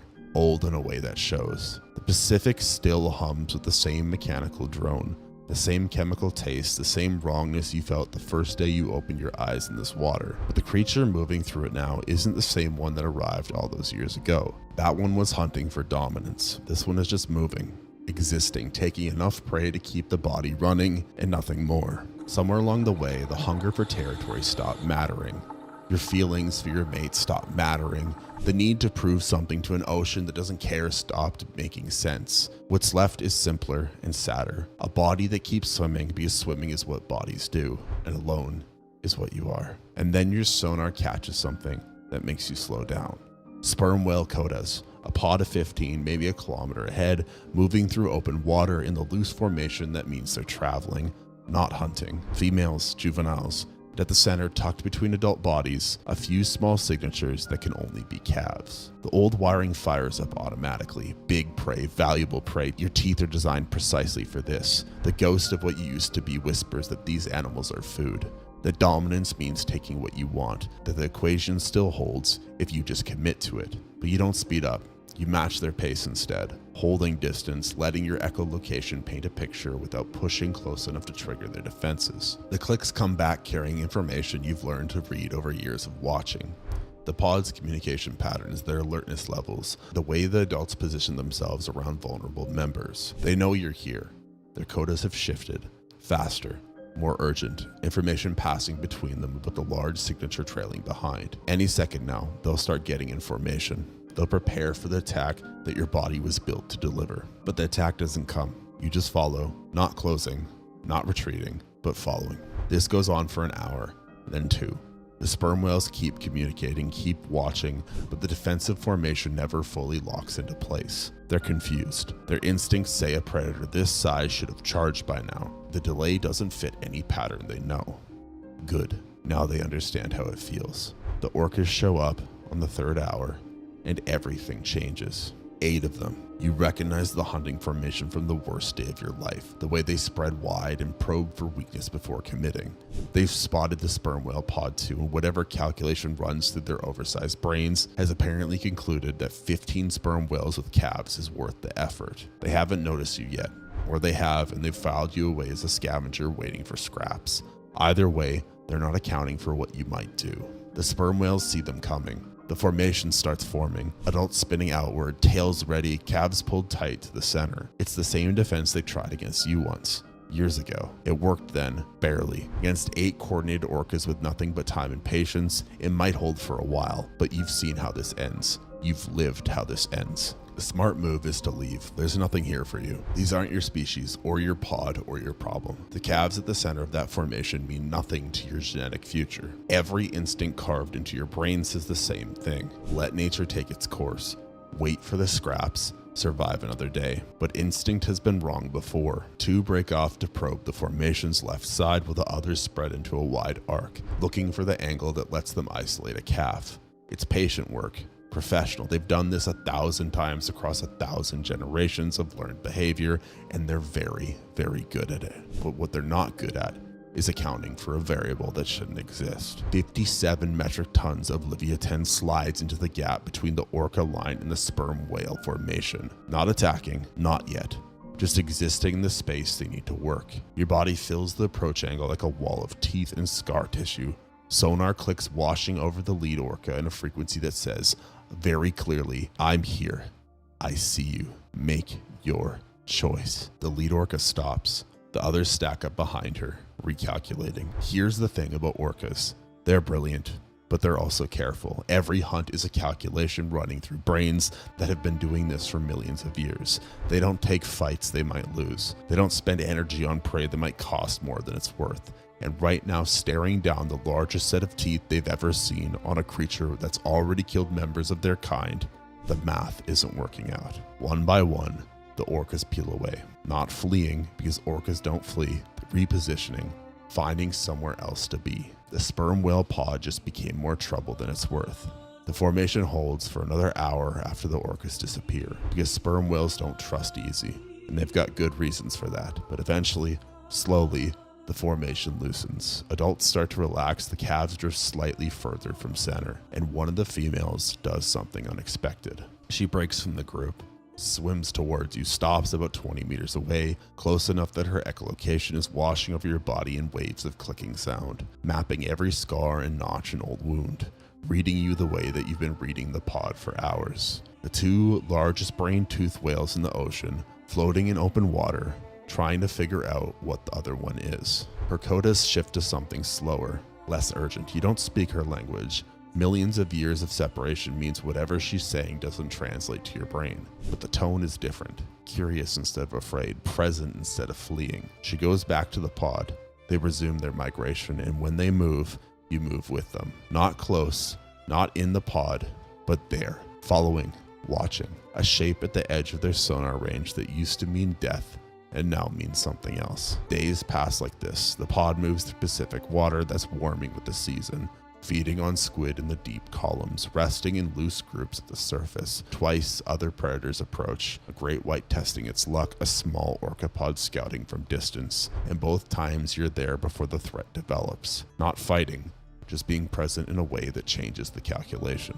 The sperm whales don't accept you. That's not how this works. Their social structure runs on bonds built over decades, with communication patterns learned from birth and relationships too complex for an outsider to decode. But they stop treating you as a threat. When they rest, you rest nearby. When they move, you move with them. Whatever this arrangement is, it's not dominance and it's not submission. It's something else, something the Miocene never needed a word for. At night, when the mechanical hums drop low enough for your sonar to reach further than usual, you scan the water and realize you're not searching anymore. The empty space that used to drive you crazy, the hunger for something you couldn't name, it's still there. It will probably always be there, but it's quieter now, smaller, bearable in a way it wasn't before. The creature that hit this water all of those years ago was built for one thing: to dominate alone. With the biggest teeth, the strongest bite, the apex of a food chain that rewarded individual power above everything else. That creature would have looked at this arrangement, trailing a pod of animals you could kill but don't, protecting calves that carry none of your genes, finding purpose in something that has nothing to do with eating or fighting or claiming territory, and called it weakness, called it failure, called it the opposite of what evolution designed. But evolution designed you for an ocean that doesn't exist anymore. The rules changed. The game changed. The only way to keep playing it is to change with it. So here you are, 57 metric tons of apex predator, scarred and old, following a pod of sperm whales through water that still tastes strong, surrounded by noise that never stops, in an ocean that will never be the one that you were built for. You're not part of them, but you're not alone. The ocean changed, and finally, so did you.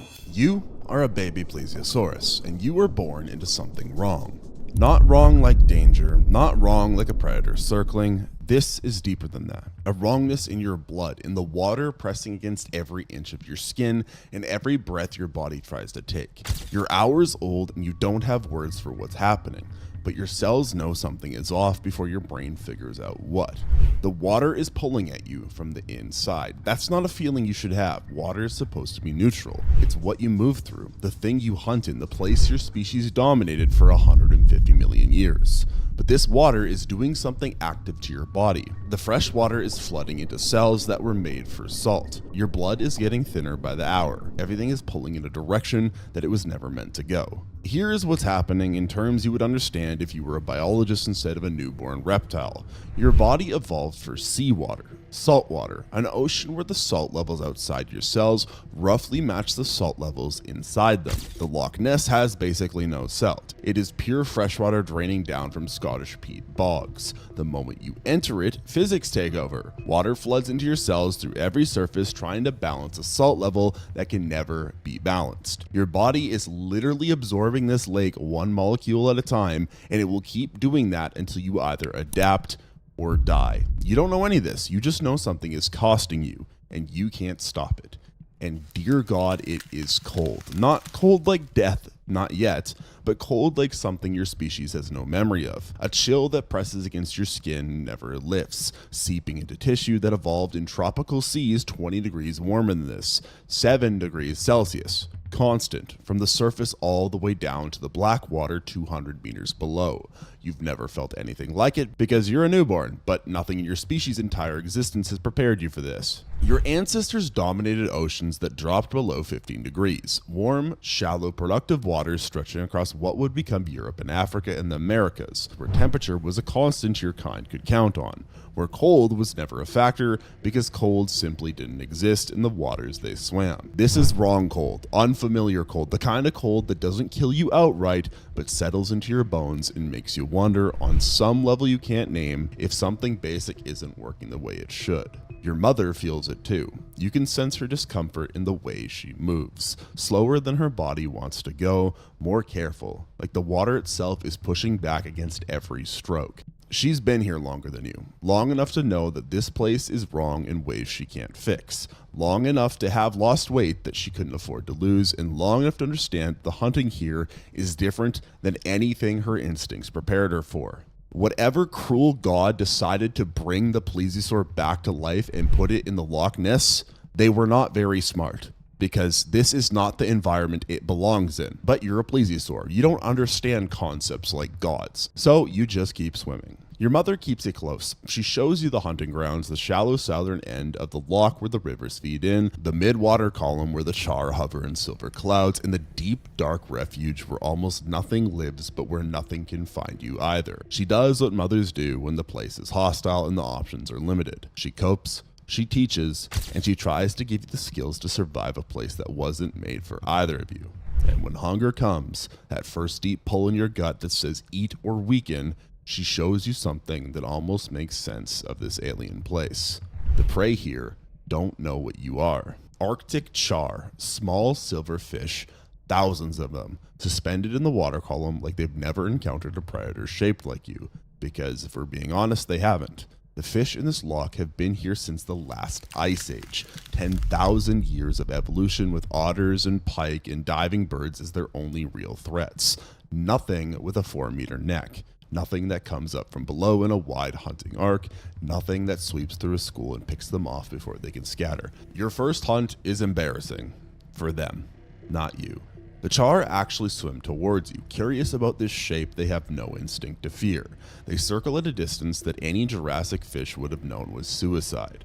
Close enough for your neck to reach, close enough for your jaws to close on them before their tiny brains could send the signal to run. You take one. Your mother takes 3, the school scatters, but even the scattering is confused. They don't know which direction is safe because they've never needed to know. This is wrong too, but it's in your favor. In the Jurassic oceans your species was shaped for, prey had 100 million years of practice avoiding animals exactly like you. They knew the silhouette. They knew what the long neck meant. They knew to scatter before you got close. They knew to read the water for the pressure wave of something coming up from below. Those fish made you work for every meal, and the ones that survived were the ones who swam the fastest. These fish know nothing. They have no defenses against you because they've never needed any. For 10,000 years, the most dangerous thing in this loch was a pike hiding in the weeds. You are very much not a pike. For a few weeks, this is your edge. You and your mother hunting the loch like it's a buffet, taking char and trout and the occasional eel that blundered into range, building the reserves your body desperately needs. It's a constant battle between your saltwater body and the freshwater pressing in from every direction, but you're eating enough to make up for it, burning energy to stay stable, and eating enough to replace what you burn. It's not sustainable though. The loch can't support this much hunting forever. There are only so many fish, and you're eating through them faster than they can breed.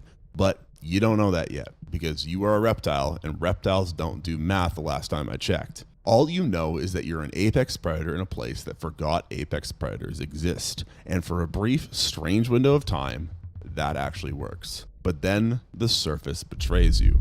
Your mother surfaces to breathe. That's what plesiosaurs do. They're air-breathing reptiles. Every ancestor you have going back 200 million years would be surfacing to fill their lungs and then diving back down. It is not a choice. It's as automatic as blinking would be if you had eyelids. She's done it thousands of times in her life. It has never been a problem before. But she surfaces in the wrong place at the wrong time near something she's never seen. A boat. She doesn't understand boats the same way fish don't understand you. You don't understand boats. Nothing in her past prepared her for floating wood with 2-legged things inside making sounds that she can't interpret. In the Jurassic, the surface was safety, air and light, and nothing that could threaten something her size. The threats were below, in the deep water, where pliosaurs hunted and ichthyosaurs competed.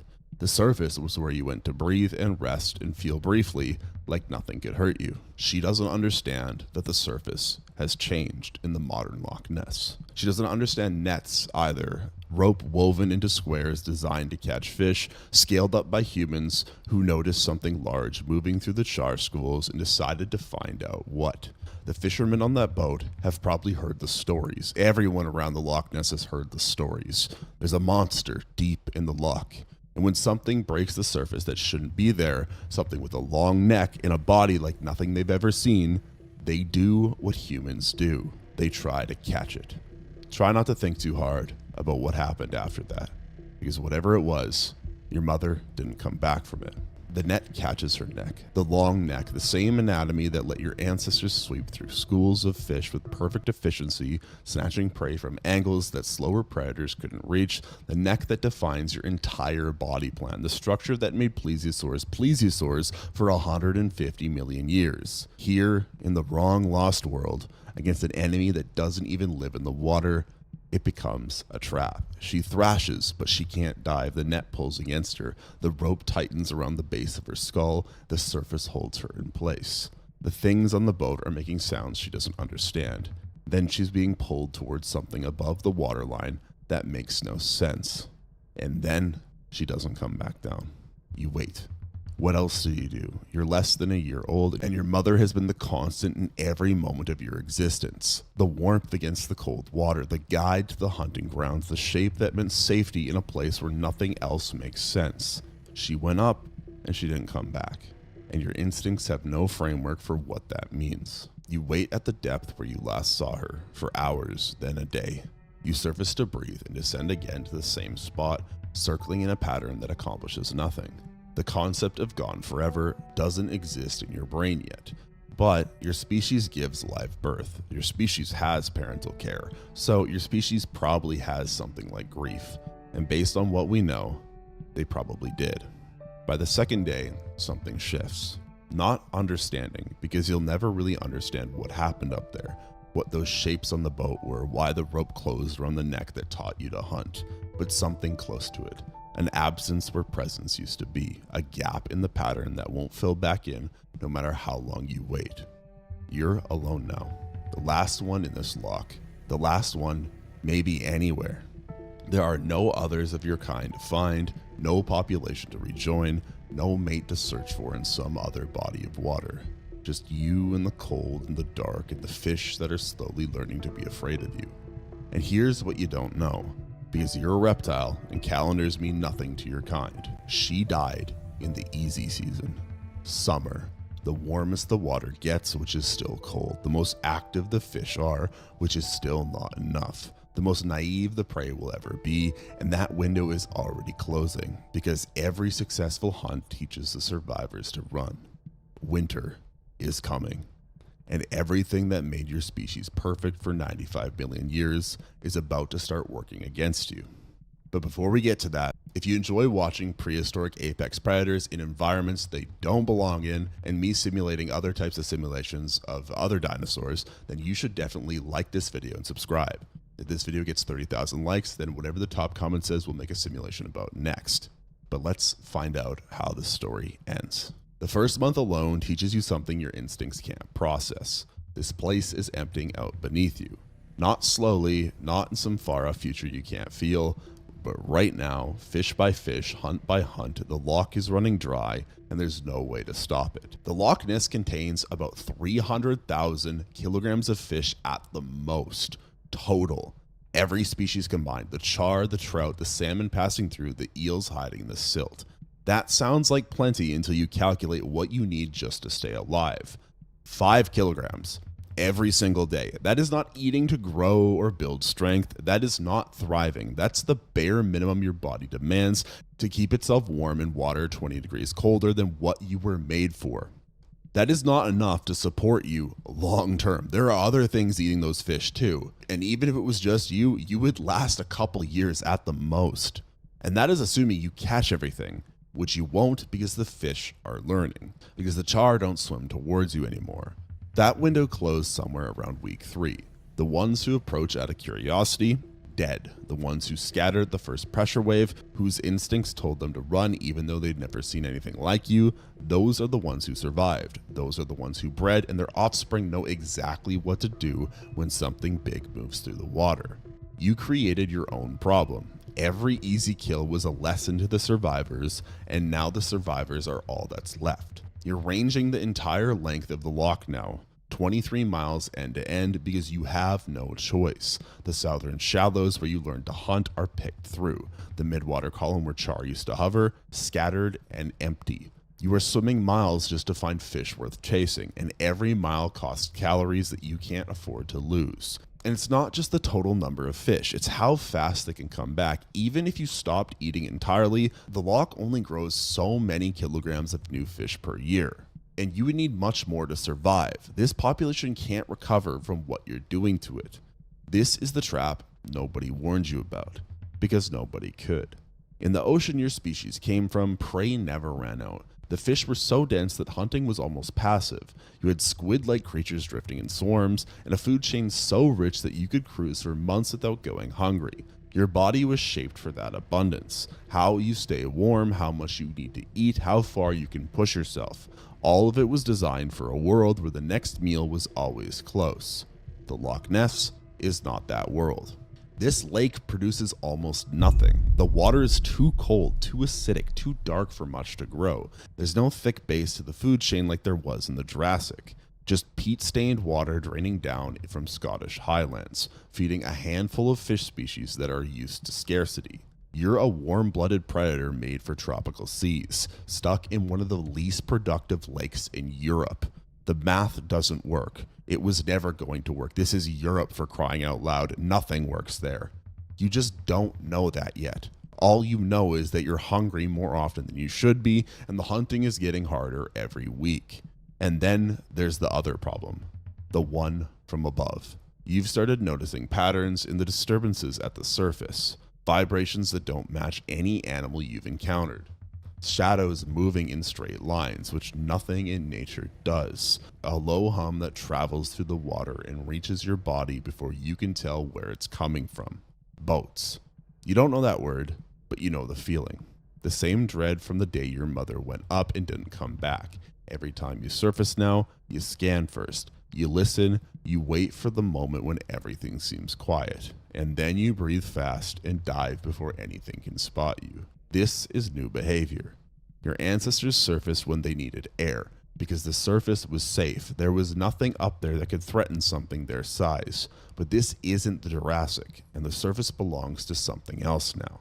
You learn to stay deep, 200 meters down, where nothing from above can reach you. It's dark, completely lightless below 20 meters because the peat blocks everything. Cold, colder than the shallows. It's a constant pressure against your body that never eases. And empty because almost nothing lives down there. You hide because you have to. The surface feels like death now, some instinct screaming danger even though you don't understand what you're hiding from. So you stay in the dark. You come up only when you must, fast and alert, and you're gone before anything can react. It's working, in the sense that nothing has caught you, but it's costing you.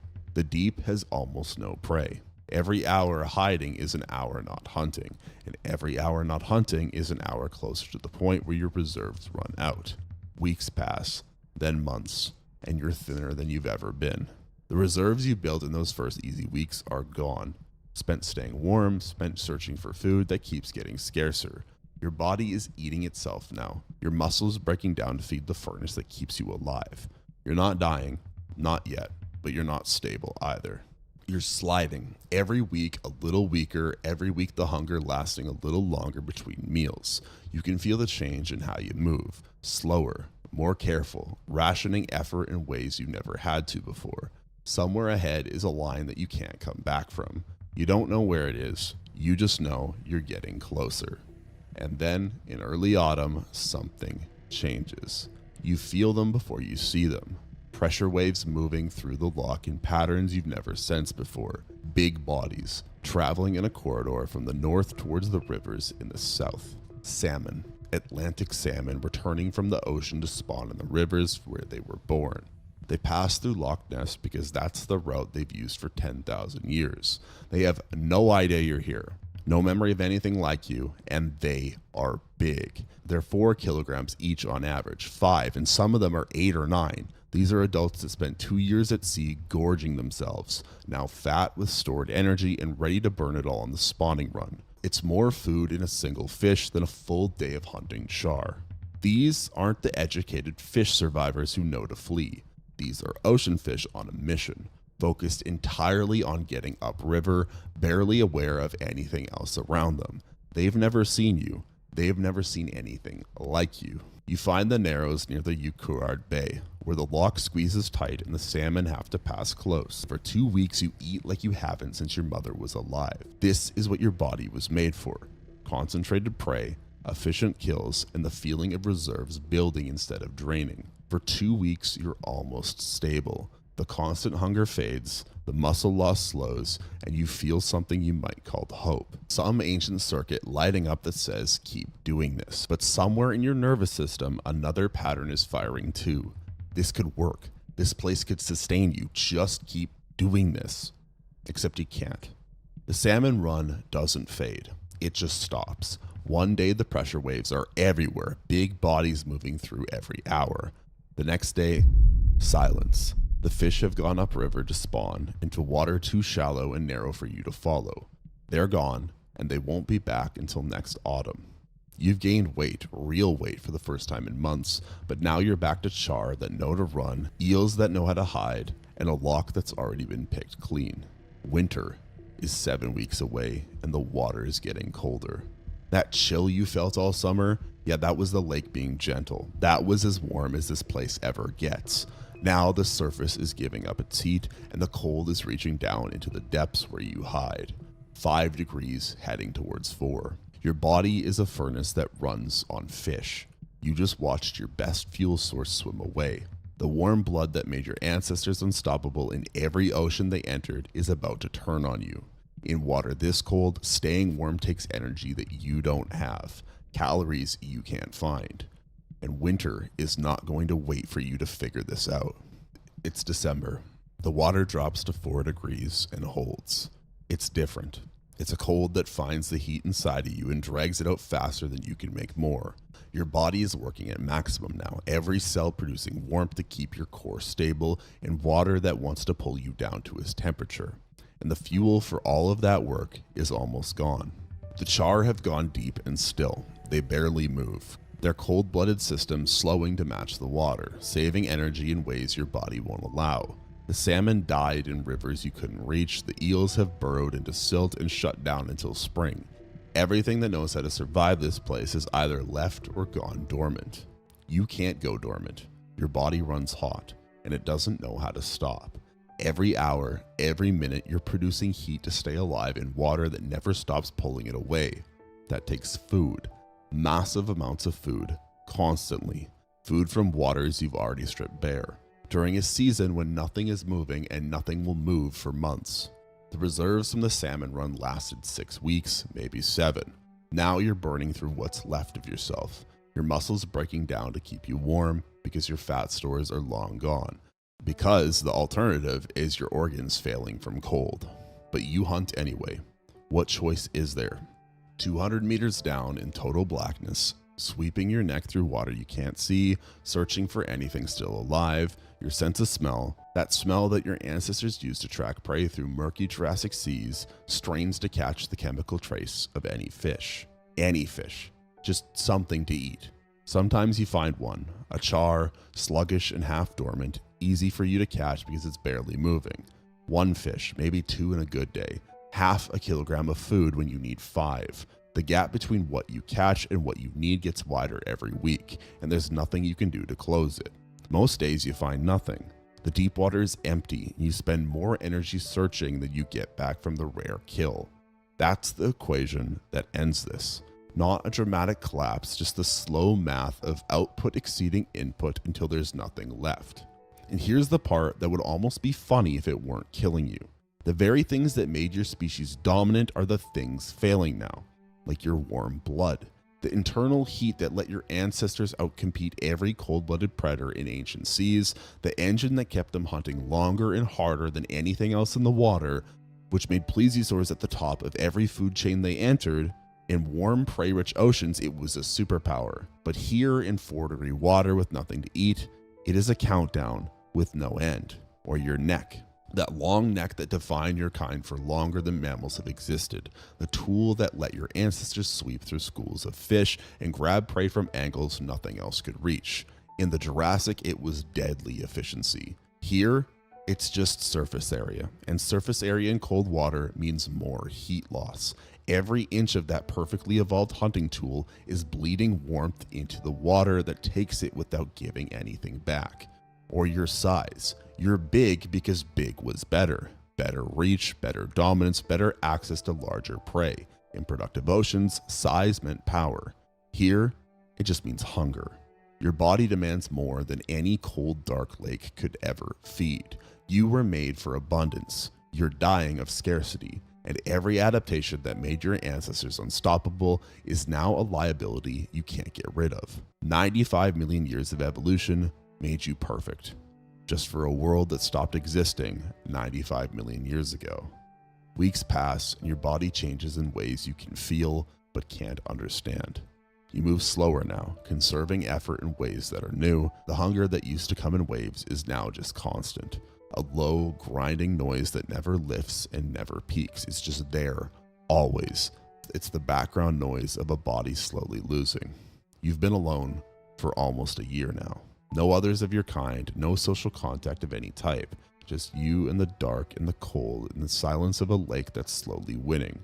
If plesiosaurs felt something like loneliness, and based on what we know, there's a good chance they probably did, you've been drowning in it for months. A year of isolation in an alien place, watching the gap between what you need and what you can get grow wider every day. The end to this story is not like a fairy tale. There is no final battle, no predator fight, no dramatic last stand against an enemy that you could see. You just run out. It happens in early spring. The water is still cold, barely warmer than the worst of winter, and somewhere above the days are getting longer. The char will start rising soon, and in a few weeks salmon will begin returning from the sea. But you don't have a few weeks. You surface one last time. An instinct, the same instinct your mother followed on the day she never came back. The same behavior that kept your species alive for over 100 million years. Rise, breathe, dive, hunt, survive. You've done it thousands of times now. Your ancestors did it millions of times across their long reign over the oceans. This time, when you try to dive, nothing happens. The muscles that powered you through the water are depleted, broken down over months of starvation. The reserves that should snap your body into motion are gone. You try, and your body just can't. You hang at the surface, held between water and air, too weak to descend. The boundary that killed your mother holds you now, not with a net, just with exhaustion and physics, and the simple truth of a body that has nothing left to give. Nothing in Loch Ness killed you. No predator, no disease, no enemy you could have fought or fled or outsmarted. You were the only large hunter in these waters the entire time, the top of the food chain with nothing above you. And it didn't matter, because the thing that killed you wasn't in the loch. It was you. It was your own perfection. You were never a monster. That's what all the legends of the Loch Ness Monster miss. You were just an animal, a perfectly adapted animal dropped into a place that turned all of it against you. The last plesiosaur, the last of a lineage that ruled the world's oceans while dinosaurs walked above them. You die alone, in silence, in water your body was never meant to survive.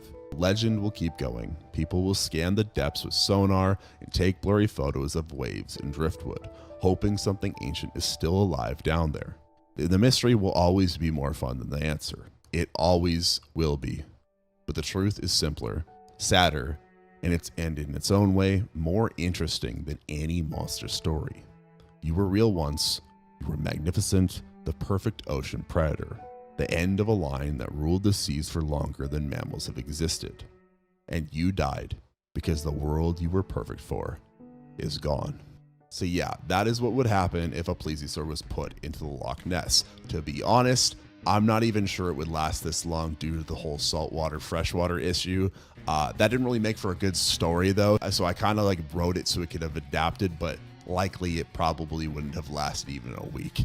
And for any of you that were believing in the story of the Loch Ness Monster, well, there is your answer. There is no way that lake is able to support an animal that size. Even if you argued they adapted for the freshwater or the cold, there's still the issue of the food. There's just not enough food in that lake to support an animal that size. If you enjoyed watching this video, make sure to give it a like and comment down below what other dinosaurs you would like to see us talk about in our next video. Make sure to subscribe and hit the post notification bell so you don't miss out on any of our uploads, as we upload multiple times per week. And if you want to watch another dinosaur simulation, then you should click the one that's on your screen right now, and I'll see you there.